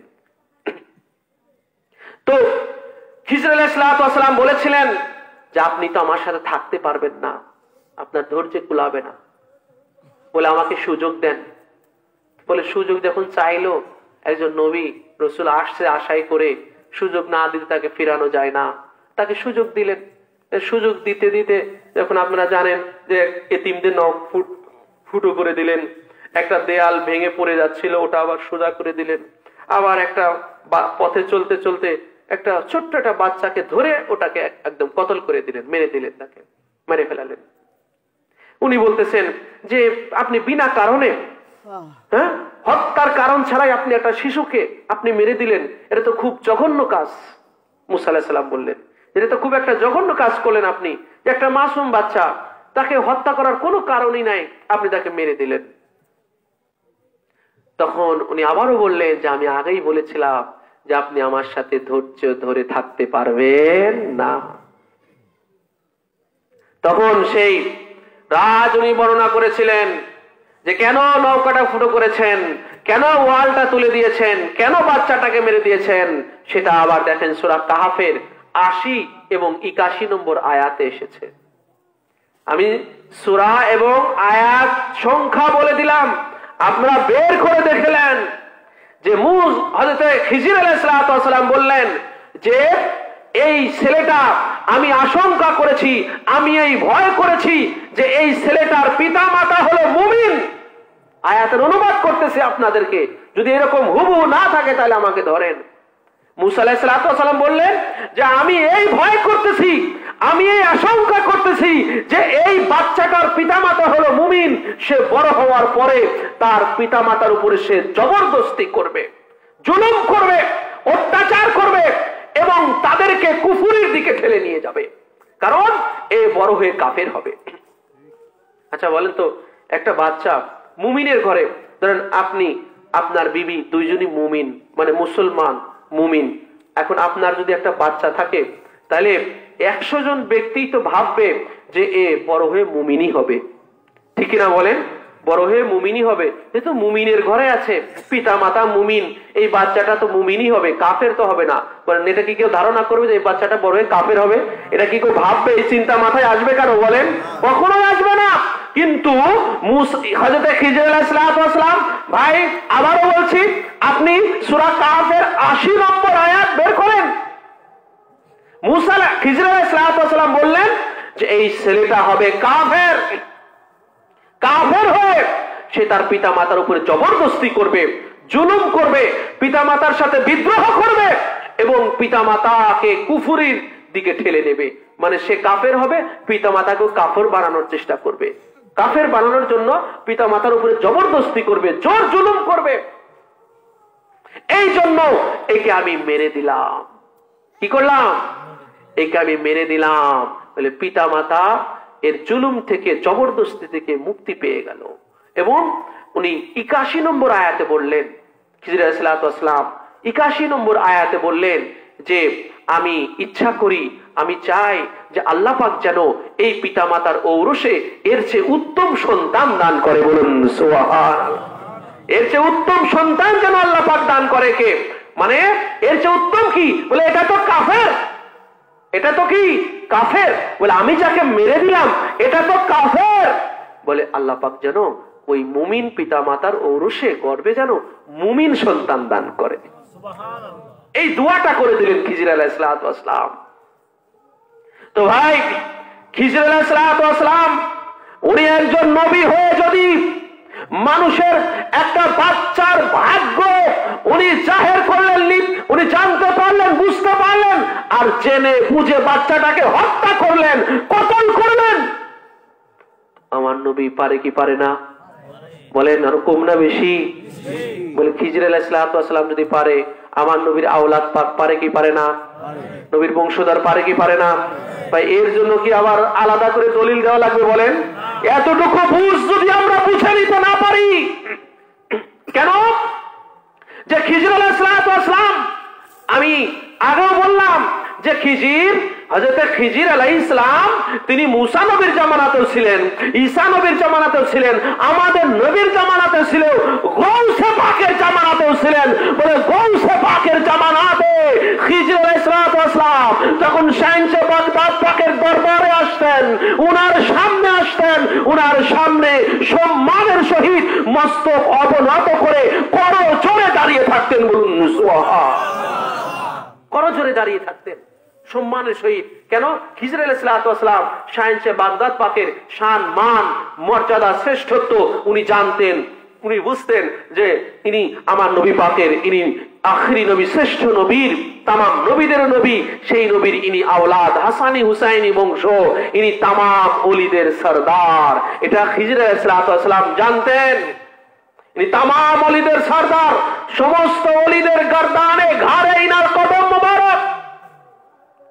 এটা খিজির নবী, খিজির আলাইহিস সালাম এটা জানতেন। ওনার সামনে সম্মানের সহিত এসে দাঁড়াতেন, জানতেন যে ইনি আমার চেয়ে হাজারো হাজার গুণ শ্রেষ্ঠ। হুজুরে গৌসে পাকের সামনে করজোরে সম্মানের সহিত উনি দাঁড়াতেন। তাহলে আমার গৌসে পাক, শাহেনশাহ বাগদাদ পাক, তিনি খিজির আলাইহিস সালাম থেকে আরো কম জানে না বেশি জানে? বলেন না সবাই, কম না বেশি? এই জন্য দেখেন, এবারে আসেন গৌসে পাকের একখানা কেরামত পাক বলি। এই কোরআনের এই আয়াত পাকের আলোকে, খিজির আলাইহিস সালামের আলোকে, কারণ আমি বাস্তবে আপনাদের সামনে তুলে ধরলাম যে খিজির আলাইহিস সালাম থেকে আমার নবীর যারা বংশধর, এনারা আরো বেশি জান্নেওয়ালা, বেশি শ্রেষ্ঠত্বের অধিকারী, বেশি মর্যাদাশীল। কেমন? দেখেন শাহেনশাহ বাগদাদ পাক, এই জন্য উনি ইরানের জিলান নগরীতে, গৌসে পাক যখন ছোট শিশু বালক, হুজুরে গৌসে পাক, আপনারা জানেন এই ঘটনাটা গৌসে পাকের সব জীবনী পাকে আছে, সব জীবনীতে, বড় পীরের সব জীবনীতে এই ঘটনাটা আছে যে হুজুর গৌসে পাক ইরানের জিলান নগরীতে ওনার জন্ম, তাই না? ইরানের জিলান নগরীতে, এই জন্য ওনাকে জিলানি বলা হয়ে থাকে। তো উনি ওনার আব্বা জানের সাথে অথবা ওনার নানা জানের সাথে দুইজনের একজন হবে, দুটো বর্ণনাই পাওয়া যায় কিতাবে। মসজিদে গিয়ে আপনারা জানেন যে গৌসে পাক উনি মুসল্লিদের জুতাগুলো পা দিয়ে লাথি মেরে মেরে আলাদা করে রাখতেন। জানেন কি জানেন না? আলাদা করে রাখতেন। মুসল্লিরা বিরক্তি হয়ে যেত যে জুতা রাখে এক পাশে চলে যায় আর এক পাশে, এই কাজটা কে করে? একদিন এক মুসল্লি দেখে পেল শিশু আব্দুল কাদের আলাইহিস সালাম উনি এই কাজটা করেন। তখন ওনার আব্বা জানের কাছে অভিযোগ দেয়া হলো যে আপনার বেটা এই কাজটা করে থাকে, আমাদের জুতাগুলো সে উনি ইয়া করে রাখে, এক পাশ থেকে আর এক পাশ করে রাখে। তখন ওনাকে যখন জিজ্ঞাসা করা হলো যে আপনি এটা কেন কেন করেন বা এটা কেন করেছেন, এই দুষ্টামিটা কেন করেছেন, তখন শাহেনশাহ বাগদাদ পাক শিশু গৌসে পাক জবাব দিয়েছিলেন যে আমি এটা দুষ্টামির জন্য করি নাই আব্বা জান বা নানা জান, আমি এটা দুষ্টামির জন্য করি নাই। বলে আমি যখন মসজিদে এসে, আপনার সাথে মসজিদে এসে দেখেছি যে মুসল্লিদের জুতাগুলো যখন আমি লক্ষ্য করেছি, তা আমি দেখেছি যে এই জুতাগুলো কেউ কেউ জান্নাতি আর কেউ কেউ জাহান্নামী, কেউ কেউ জান্নাতি আর কেউ কেউ জাহান্নামী। জুতা দেখে বলে কেউ কেউ জান্নাতি কেউ কেউ জাহান্নামী।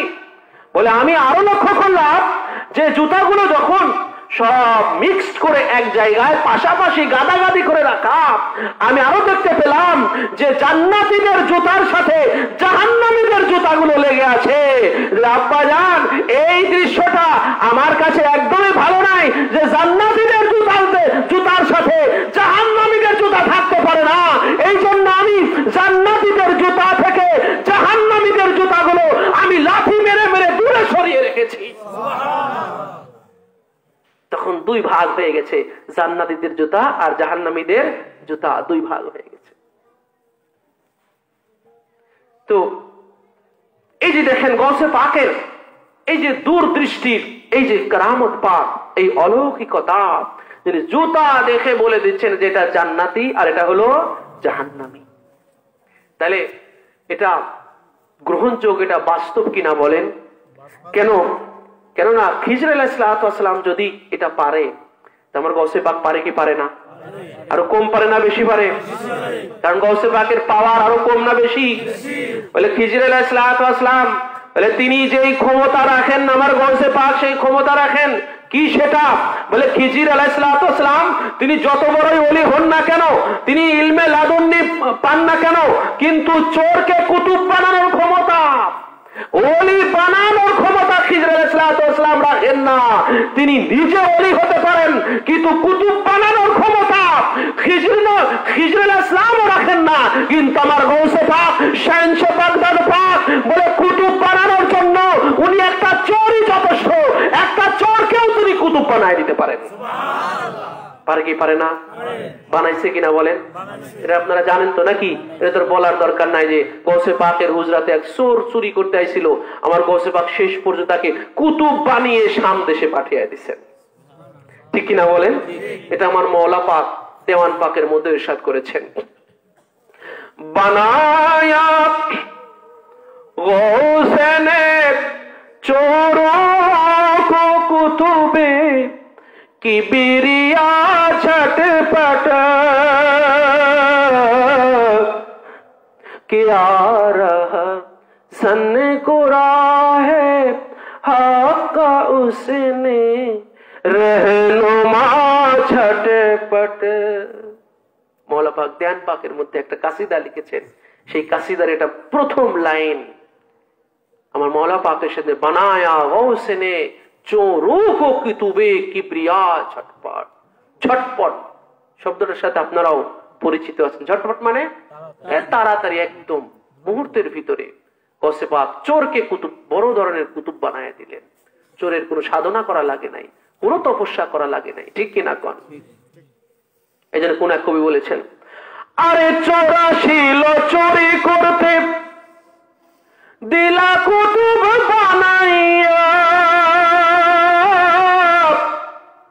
এই অধমদের করো দয়া ওগো দয়াল গৌসিয়া,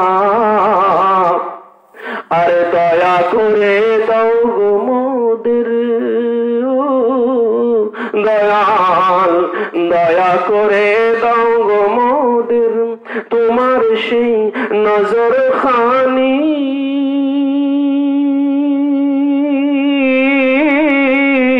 তোমারি নামের গুণে মোহব্বতে আগুন হইয়া যায় পানি, ও গো আমার গৌসে আজম জিলানের জিলানি,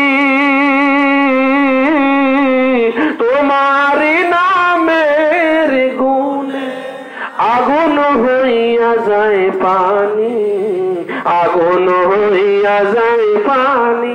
চোরকে কুতুব বানায় দিয়েছেন গৌসে পাক। গৌসে পাকের প্রথম মুরিদ কারা জানেন? বলেন তো, প্রথম মুরিদ হয় কারা গৌসে পাকের হাতে? হ্যাঁ, ডাকাত দল। কারা? গৌসে পাক যখন ছোট ভালো শিশু, ভালো 12-14 বছর হবে বড় জোর, ইরান ছেড়ে যাচ্ছেন ইরাকে ইলম অর্জনের জন্য। মা বিদায় দিয়ে দিয়েছেন সন্তানকে, গৌসে পাককে মা বিদায় দিচ্ছেন। উম্মুল খায়ের ফাতেমা সানি ইলম অর্জনের জন্য গৌসে পাক মাতৃভূমি ছেড়ে, মাকে ছেড়ে বাগদাদে রওনা হলেন, ইরাকের দিকে রওনা হলেন। আম্মাজান কি করলেন? 40টা স্বর্ণ মুদ্রা জামার ভিতরে আম্মাজান সেলাই করে দিলেন নিজের হাতে, আর বলে দিলেন, বাবা কখনো মিথ্যা কথা বলো না। কারণ মাও তো জানে পথে কি হবে, জানে কি জানে না? কারণ মাও তো জাননেওয়ালি, কারণ উনি তো আওলাদ পাক, উনি তো কি আওলাদ পাক, উনি তো আমার নবীর খানদানের শাহজাদি, ইমাম হুসাইন আলাইহিস সালামের খানদানের শাহজাদি, জবরদস্তি যেন তেন নয়। মা জানতেন কি হবে, এই জন্য মা বলে দিয়েছিলেন যে বাবা মিথ্যা কথা বলো না। ঠিক পথের মধ্যে যখন ডাকাতে আক্রান্ত পুরা কাফেলা, গৌসে পাক যে কাফেলার সাথে যাচ্ছেন, যেই কাফেলার সাথে যাচ্ছেন বাগদাদে ইরাকে, সেই কাফেলা ডাকাতে আক্রান্ত হয়ে গেছে, ডাকাত ধরে ফেলছে। 40 জনের একটা ডাকাত দল, একটা টিম, সবার কাছ থেকে সব লুটে পুটে নিচ্ছে, কেড়ে ছেড়ে নিচ্ছে।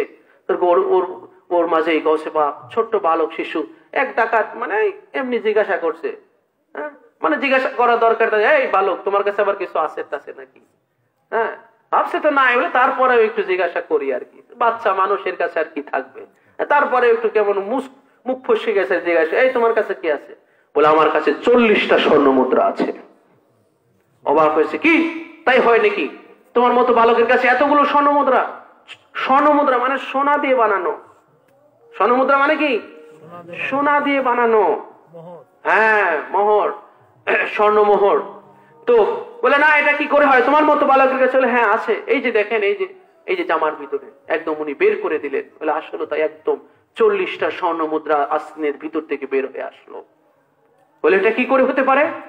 বলে তুমি এটা কি করে স্বীকার করলে? স্বীকার না করলে তো তুমি বাচ্চা মানুষ, আমি তো তোমাকে সার্চই করতাম না, তোমাকে তো আমি তল্লাশি করতাম না তোমার।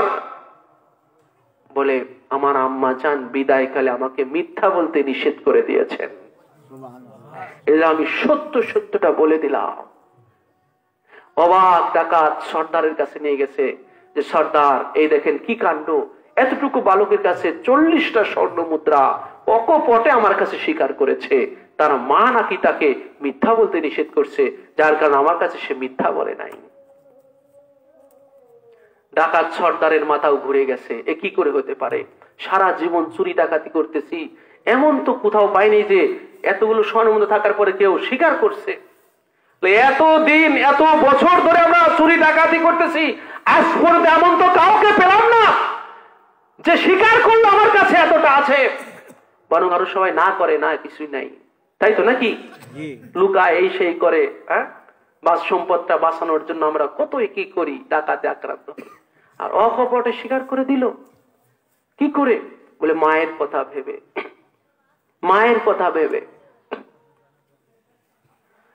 আরে ছাড়িল মহরের মায়া, মায়ের কথা ভাবিয়া করলাম কত খুন খারাপি সারা জনম ভরিয়া। আরে মুরিদ বানাইয়া বাবা, মুরিদ বানাইয়া বাবা মাথায় দাও শরণ ধুলি।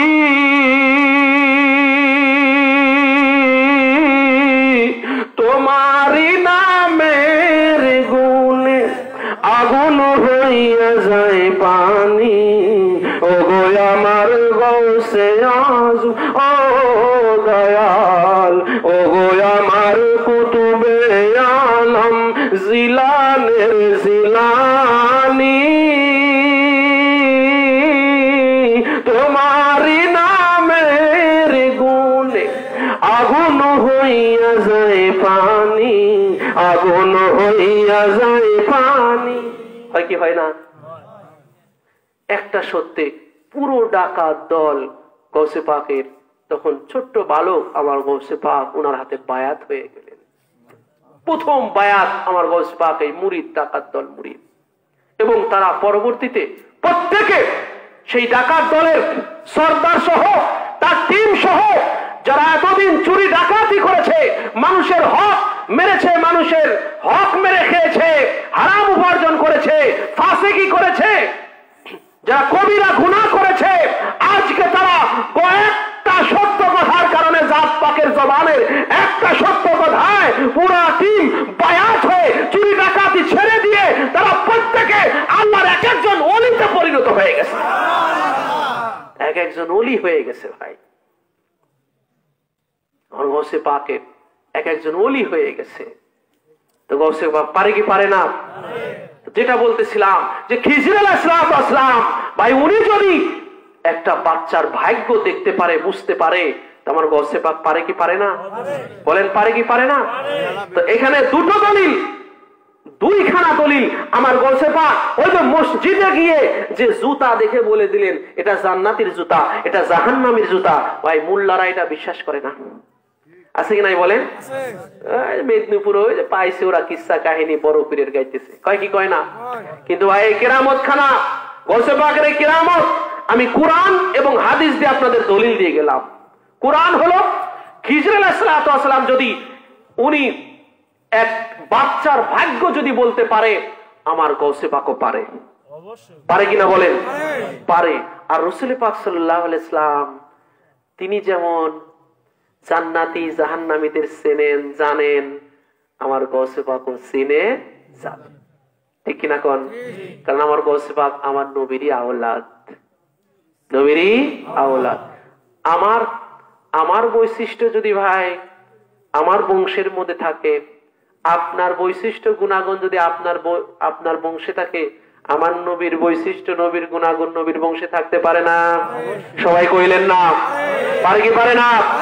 গুক্কু সাপের বিষ যদি তার বাচ্চার মধ্যেও থাকে, ঠিক কিনা? বিষ নিয়েই ফুস করে ডিম থেকে বেরোয়, ঠিক কিনা? বাচ্চারও কিন্তু বিষ আছে, ডিম থেকে বেরোলেই কি করে? ফনা তোলে, আছে নাকি বিষ? বাচ্চা হলেও কি বিষ আছে? তো গুক্কু সাপের ডিম থেকে বের হয়েই যদি তার বাপ মার সেই বৈশিষ্ট্য সে দেখাতে পারে, ফুস করে বিষক্রিয়া প্রয়োগ করতে পারে, তো আমার নবী পাকের আওলাদ পাকের মধ্যে আমার নবীর তাসির প্রবাহিত হতে পারে কি পারে না? বলেন পারে কি পারে না? এজন্য রাসূল পাক সাল্লাল্লাহু আলাইহি ওয়াসাল্লাম ইরশাদ করেছেন, আনা মাদিনাতুল ইলমি ওয়া আলিয়ুম বাবুহা, আমি হলাম জ্ঞানের নগরী, আলী হলো তার দরওয়াজা। আনা মাদিনাতুল হিকমতি ওয়া আলিয়ুম বাবুহা, আমি হলাম হিকমতের শহর, আলী হলো তার দরজা। আল্লাহ রাসূল এটা দ্বারা এটাই বোঝালেন যে আমি জ্ঞানের নগরী, আলী হলো তার দরজা। অর্থাৎ আমার সেই জ্ঞান নগরীতে যত ইলম আছে, যত জ্ঞান আছে, সব আমার আহলে বায়তের মধ্যে জারি হয়ে গেছে, সব জারি হয়ে গেছে। এই হাদিসের এটাই হলো বাস্তবতা। যখন হুজুর বললেন আমি জ্ঞানের নগরী, আলী হলো তার দরজা, অর্থাৎ ওই দরজার ভিতরে সব ইলম সাপ্লাই হয়ে গেছে, ঠিক কিনা বলেন? এই জন্য রাখবেন আহলে বায়ত নবী বংশধর, উত্তরাধিকারী সূত্রে ওনারা ইলম অর্জন করেন, ইলম হাসিল করেন। আমাদের মতো না, আমাদের মতো না, ওনারা জন্মগত ভাবেই ভাই ইলমওয়ালা। কেন? যেমন আমরা, আমাদের থেকে যেমন আমাদের সন্তানাদিরা আমাদের স্থাবর অস্থাবর সম্পত্তির মালিক হয়, আমাদের ইলমের মালিক হতে পারে না, ঠিক না বলেন? আপনি পিএইচডি করেছেন, আপনার সন্তান জন্ম নিয়েই আপনি পিএইচডি করে যে জ্ঞান অর্জন করেছেন, আপনার সন্তান জন্ম নিয়েই সেই জ্ঞান তার মধ্যে থাকবে, তাকে আবার আলাদা করে হাসিল করতে হবে। আপনি মাস্টার্স করেছেন, অনার্স মাস্টার্স করেছেন, ডিগ্রি করেছেন, আপনি ডিগ্রি করে যে জ্ঞান অর্জন করেছেন, অনার্স মাস্টার্স করে যে জ্ঞান অর্জন করেছেন, আপনার সন্তান জন্ম নিয়েই সে অনার্স মাস্টার্স এর জ্ঞান তার মধ্যে থাকবে না।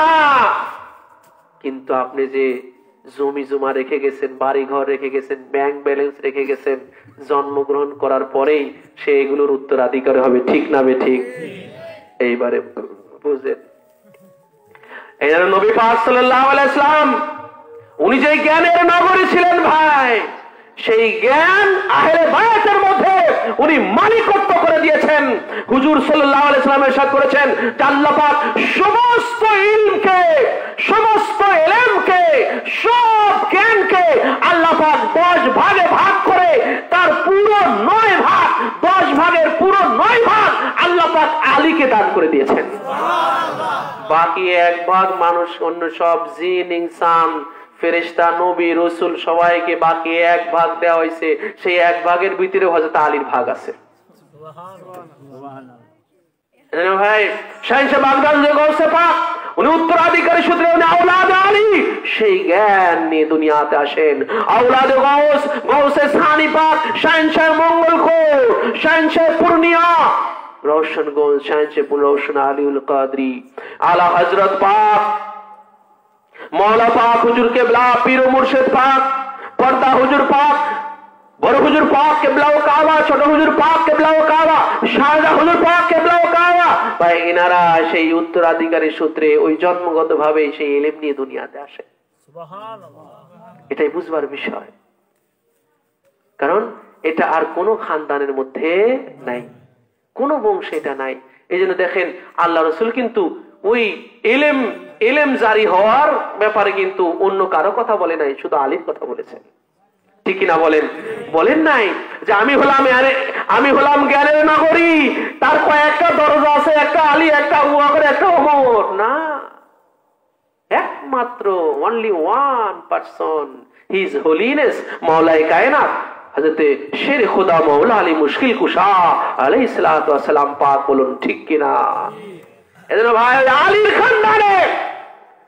আলীর খানদানে শাহ ইলম জারি হাসাইনি হুসাইনি খানদানে গৌসে পাকের মধ্যে গৌসে পাকের খানদানে শাহনশে গৌসে সানি পাক মাওলা পাক পীর মুর্শিদ পাক ওনারা ভাই সেই আওলাদে আলী আওলাদে গৌস ওনাদের মধ্যে সেটা তো আসেন যেটা বলতেছিলাম যে রাসূল পাক সাল্লাল্লাহু তাআলা আলাইহি সাল্লামের সেই ইলম আবার সেই মূল টপিকসে আবার ফিরে আসি রাসূল পাক সাল্লাল্লাহু আলাইহি সাল্লামের ইলম যেটা ওনার বংশের মধ্যেও জারি আছে ঠিক না বলেন যে নবী তো জানেন নবীর আওলাদ পাকও জানেন নবী জানেন নবীর আওলাদ পাকও জানেন নবীর বংশধর আহলে বায়ত ওনারাও জানেন সেটাও আমি ভাই কুরআন এবং হাদিস পাক থেকে আপনাদের দেখায় দিলাম বাস্তবতা নিরিখে ওনারা জানেন সেটাও কোরআন পাক থেকে আপনাদেরকে আমি লজিক্যালি আপনাদের সামনে তুলে ধরলাম এবারে আসেন রাসূল পাক সাল্লাল্লাহু আলাইহি ওয়াসাল্লাম যে জানেন দেখেন এটা তো হুজুর নিজেই তার পাক জবান ইরশাদ করেছেন হ্যাঁ এই হাদিস আহমদ শরীফের মধ্যে আছে হ্যাঁ আহমদ তিনার মুসনাদের মধ্যে উল্লেখ করেছেন এবং তিরমিজি শরীফের মধ্যে আছে এবং মিশকাত শরীফের বাবুল বুকাই ওয়াল খৌফ এর 457 পৃষ্ঠার মধ্যে এই হাদিস ব্যাখ্যানা আছে আল্লাহ রাসূল বলেছেন আমি জানি সব তোমরা যেটা জানো না আমি সব তার জানি এই হাদিস হযরত আবু যার গিফারি রাদিয়াল্লাহু তাআলা আনহু থেকে বর্ণিত মিশকাত শরীফের 457 পৃষ্ঠা এবং ইমাম আহমদ রাহমাতুল্লাহি আলাইহি জবরদস্ত মুহাদ্দিস ওনার লেখা হাদিসের কিতাব মুসনাদ সেটার মধ্যে উনি উল্লেখ করেছেন এবং তিরমিজি শরীফের মধ্যেও সিয়াসির তার অন্যতম গ্রন্থ তিরমিজি শরীফের মধ্যেও এই হাদিস ওয়াখানা রয়েছে হযরত আবু যার গিফারি রাদিয়াল্লাহু তাআলা আনহু বলেন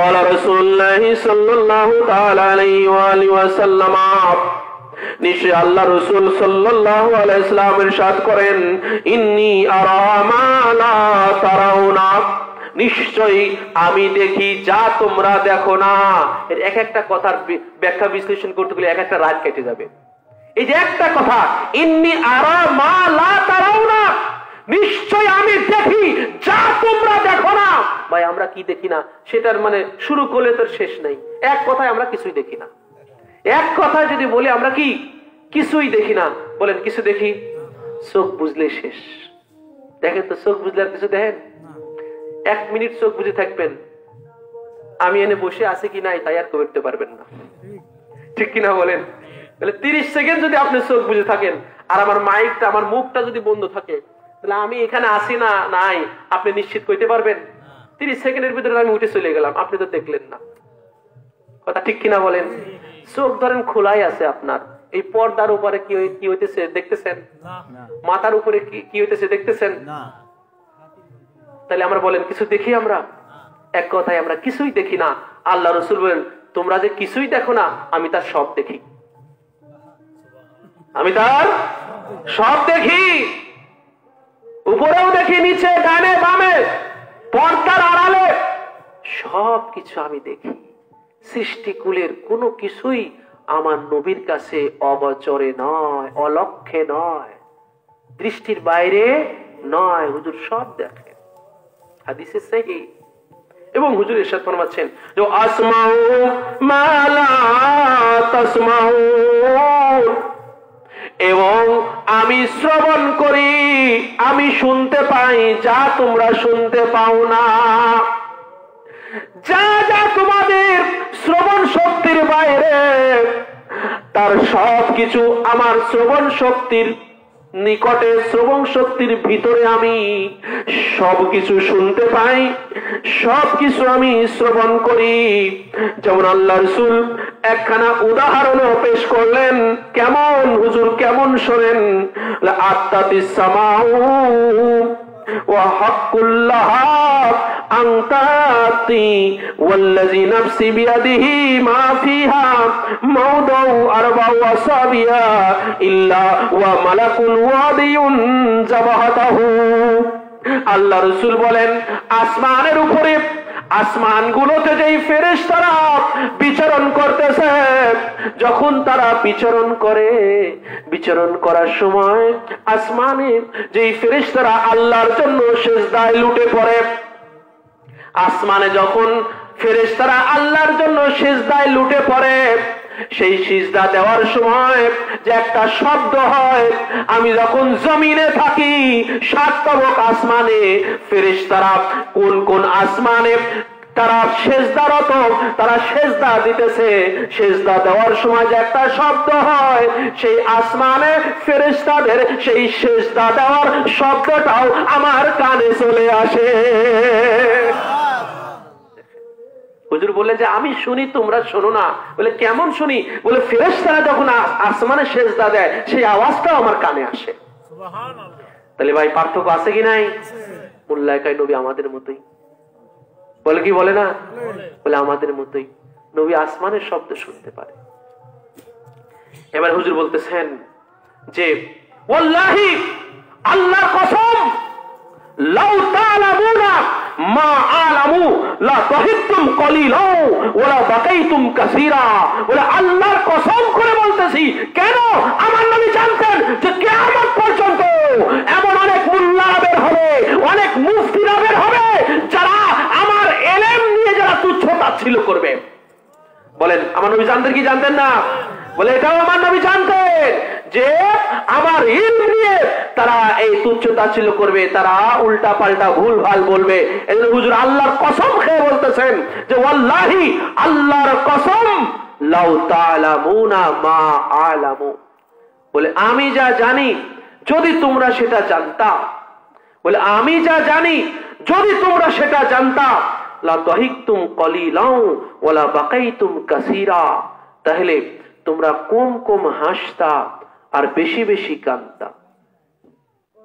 হুজুর বললেন যে আমি যা জানি যদি তোমরা সেটা জানতা, তাহলে তোমরা কম কম হাসতা আর বেশি বেশি কাঁদতে। আসলে দেখেন, আমরা কিন্তু বেশি বেশি হাসি আর কম কম কাঁদি, ঠিক কিনা বলেন? এটা হলো আমাদের কি? এটা আমাদের বাস্তবতা যে আমরা কম কম কাঁদি আর বেশি বেশি হাসি।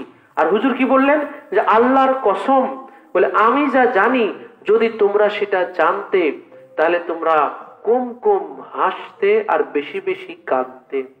তাহলে আমরা যখন, এর উল্টা হচ্ছে আমাদের বাস্তব জীবন এর উল্টা, যে আমরা বেশি বেশি হাসি কম কম কাঁদি। তার মানে কি?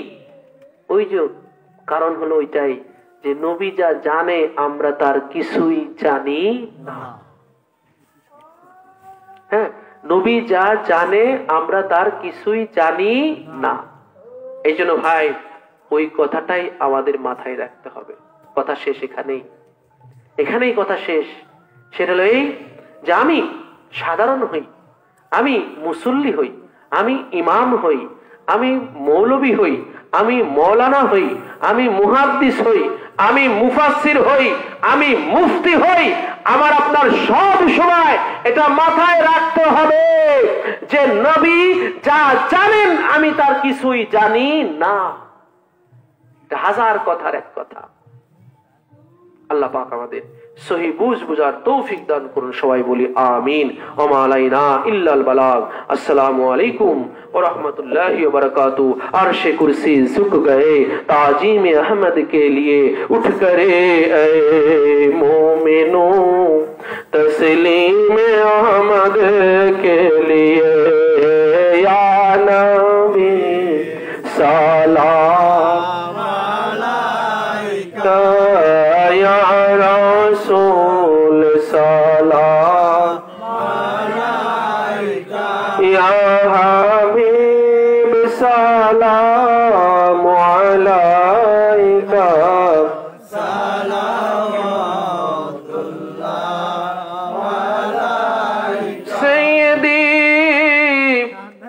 या रसूल अल्लाह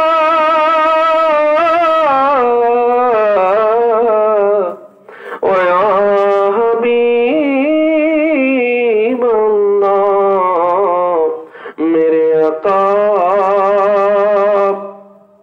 वास्ता मौला अली का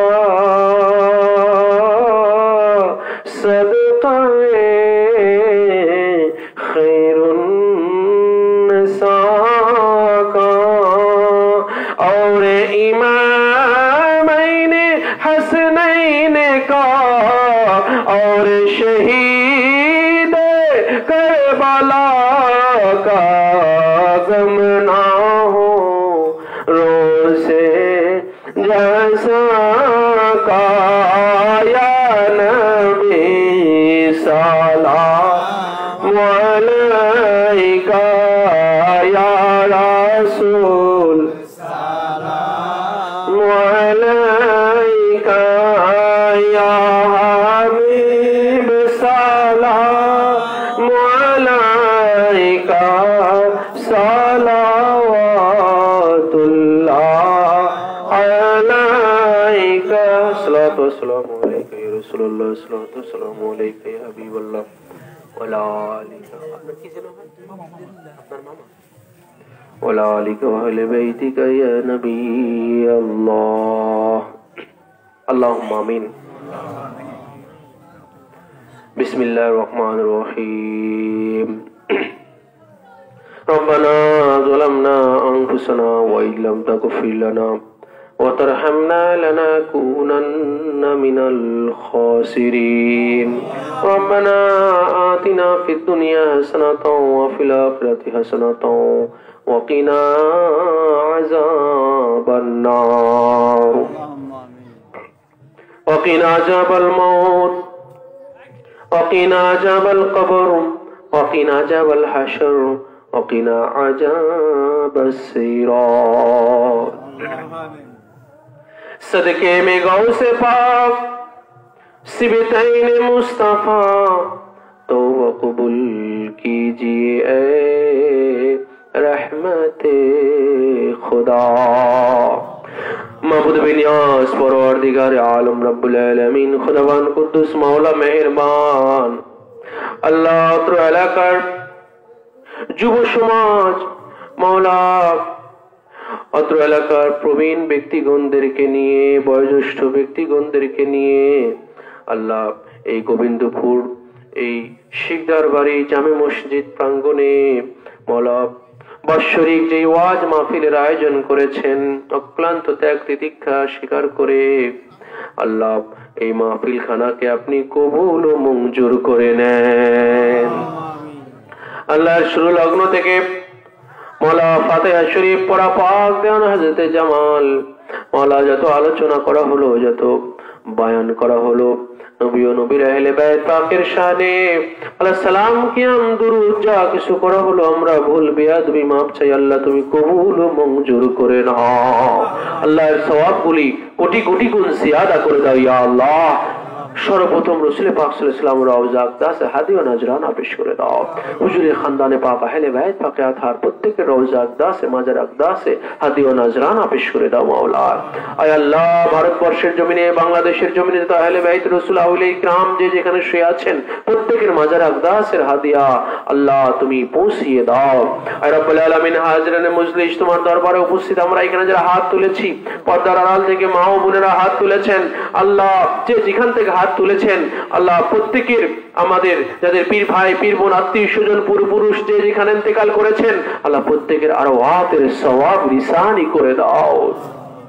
आए मौला मेहरबान अल्लाह खास करे कारो कबरे কোনো মুশকিলাত থাকলে কিয়ামত পর্যন্ত আসান করে দাও মওলা आए मौला मेहरबान खुदाबान कुद्दूस अल्लाह खास করে এই মাহফিলের সাথে যারা সংশ্লিষ্ট ছিল মওলা শেষ পর্যন্ত এই মাহফিলের মওলা যারা আঞ্জাম দিয়েছে অত্র এলাকার মধ্যে মওলা প্রবীণ বয়োজ্যেষ্ঠরা যুব সমাজেরা আল্লাহ প্রত্যেকের আত্মীয় স্বজন মওলা পরিবার পরিজনদের মধ্যে থেকে মওলা পুরুষদের মধ্যে থেকে যারা ইন্তেকাল করেছেন অত্র এলাকার মধ্যে আল্লাহ প্রত্যেকের আরওয়াতের সওয়াব রিসানি করে দাও ইয়া আল্লাহ আল্লাহ প্রত্যেকের কবরের জিন্দেগিতে রূহের আসানি দান করো মাওলা ইয়া রাব্বুল আলামিন মওলা খাস করে আমরা যারা বাঁচা রয়েছি আমাদের পীর ভাই পীর বোন আত্মীয় স্বজন পরিবার পরিজন আল্লাহ দেশে বিদেশে যে যেখানে রয়েছে আল্লাহ প্রত্যেকের উপরে তোমার খাস রহমত বর্ষণ করো আল্লাহ প্রত্যেকের জীবনের সমস্ত গুনাহ খাতাগুলি maaf করে দাও আল্লাহ প্রত্যেকের যাবতীয় রোগ শোক বালা মুসিবত বিপদ আপদ থেকে হেফাজত করো মাওলা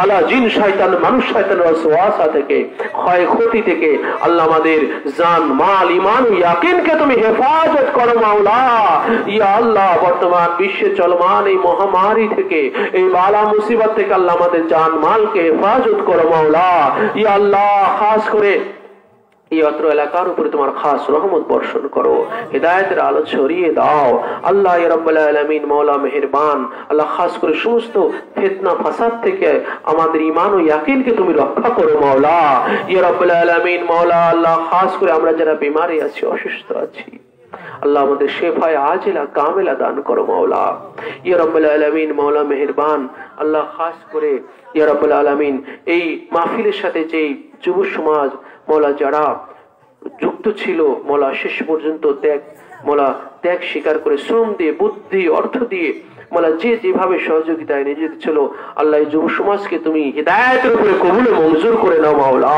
আল্লাহ প্রত্যেকের মওলা আবেদ ও সালেহ হিসেবে কবুল ও মঞ্জুর করে নাও আল্লাহ প্রত্যেকের মওলা সুশিক্ষায় শিক্ষিত হওয়ার তৌফিক দান করে দাও আল্লাহ প্রত্যেকের কর্মজীবী হওয়ার তৌফিক দান করে দাও মওলা পরিবার ও সমাজের হাল ধরার তৌফিক দান করে দাও সমস্ত প্রকার সন্ত্রাসবাদ জঙ্গিবাদ থেকে অসামাজিকতা থেকে আল্লাহ যুব সমাজকে তুমি হেফাজত করো মাওলা ইয়া রাব্বুল আলামিন মাওলা মেহেরবান যে প্রবীণেরা বয়োজ্যেষ্ঠরা এই মাহফিলের খিদমতে ছিলেন আল্লাহ তাদের প্রত্যেকের ঈমানের উপরে তুমি কবুল করে নিও মাওলা ইয়া রাব্বুল আলামিন মাওলা মেহেরবান আল্লাহ খাস করে আমাদের দোয়া মুনাজাত আজিজিন কিসারি আল্লাহ তুমি পাক পাঞ্জাতের উসিলায় কবুল ও মঞ্জুর করে নাও আল্লাহ এই মাহফিল খানা প্রতি বছরের নেমায় মওলা যেন যুগ যুগ ধরে চলতে থাকে আল্লাহ তুমি কবুল করে নাও মাওলা ইয়া রাব্বুল আলামিন মাওলা মেহেরবান আল্লাহ এই মাহফিলের উসিলায় আল্লাহ এই অত্র এলাকার উপরে তোমার খাস রহমত বর্ষণ করো মাওলা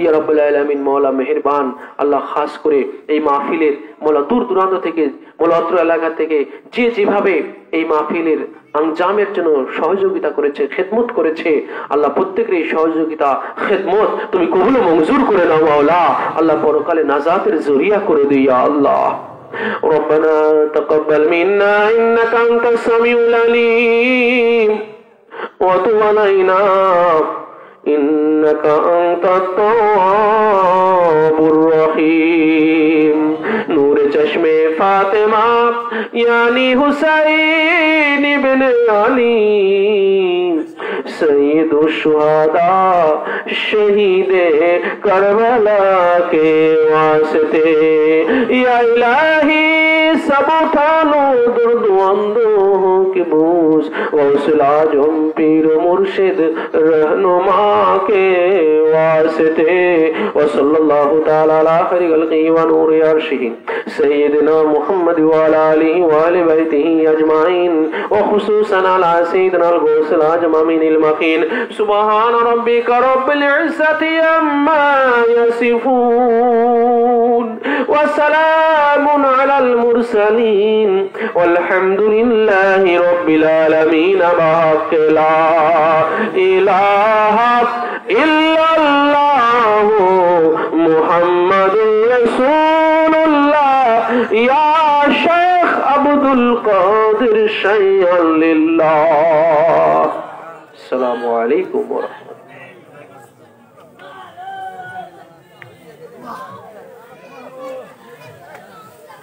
Hey, Mamour.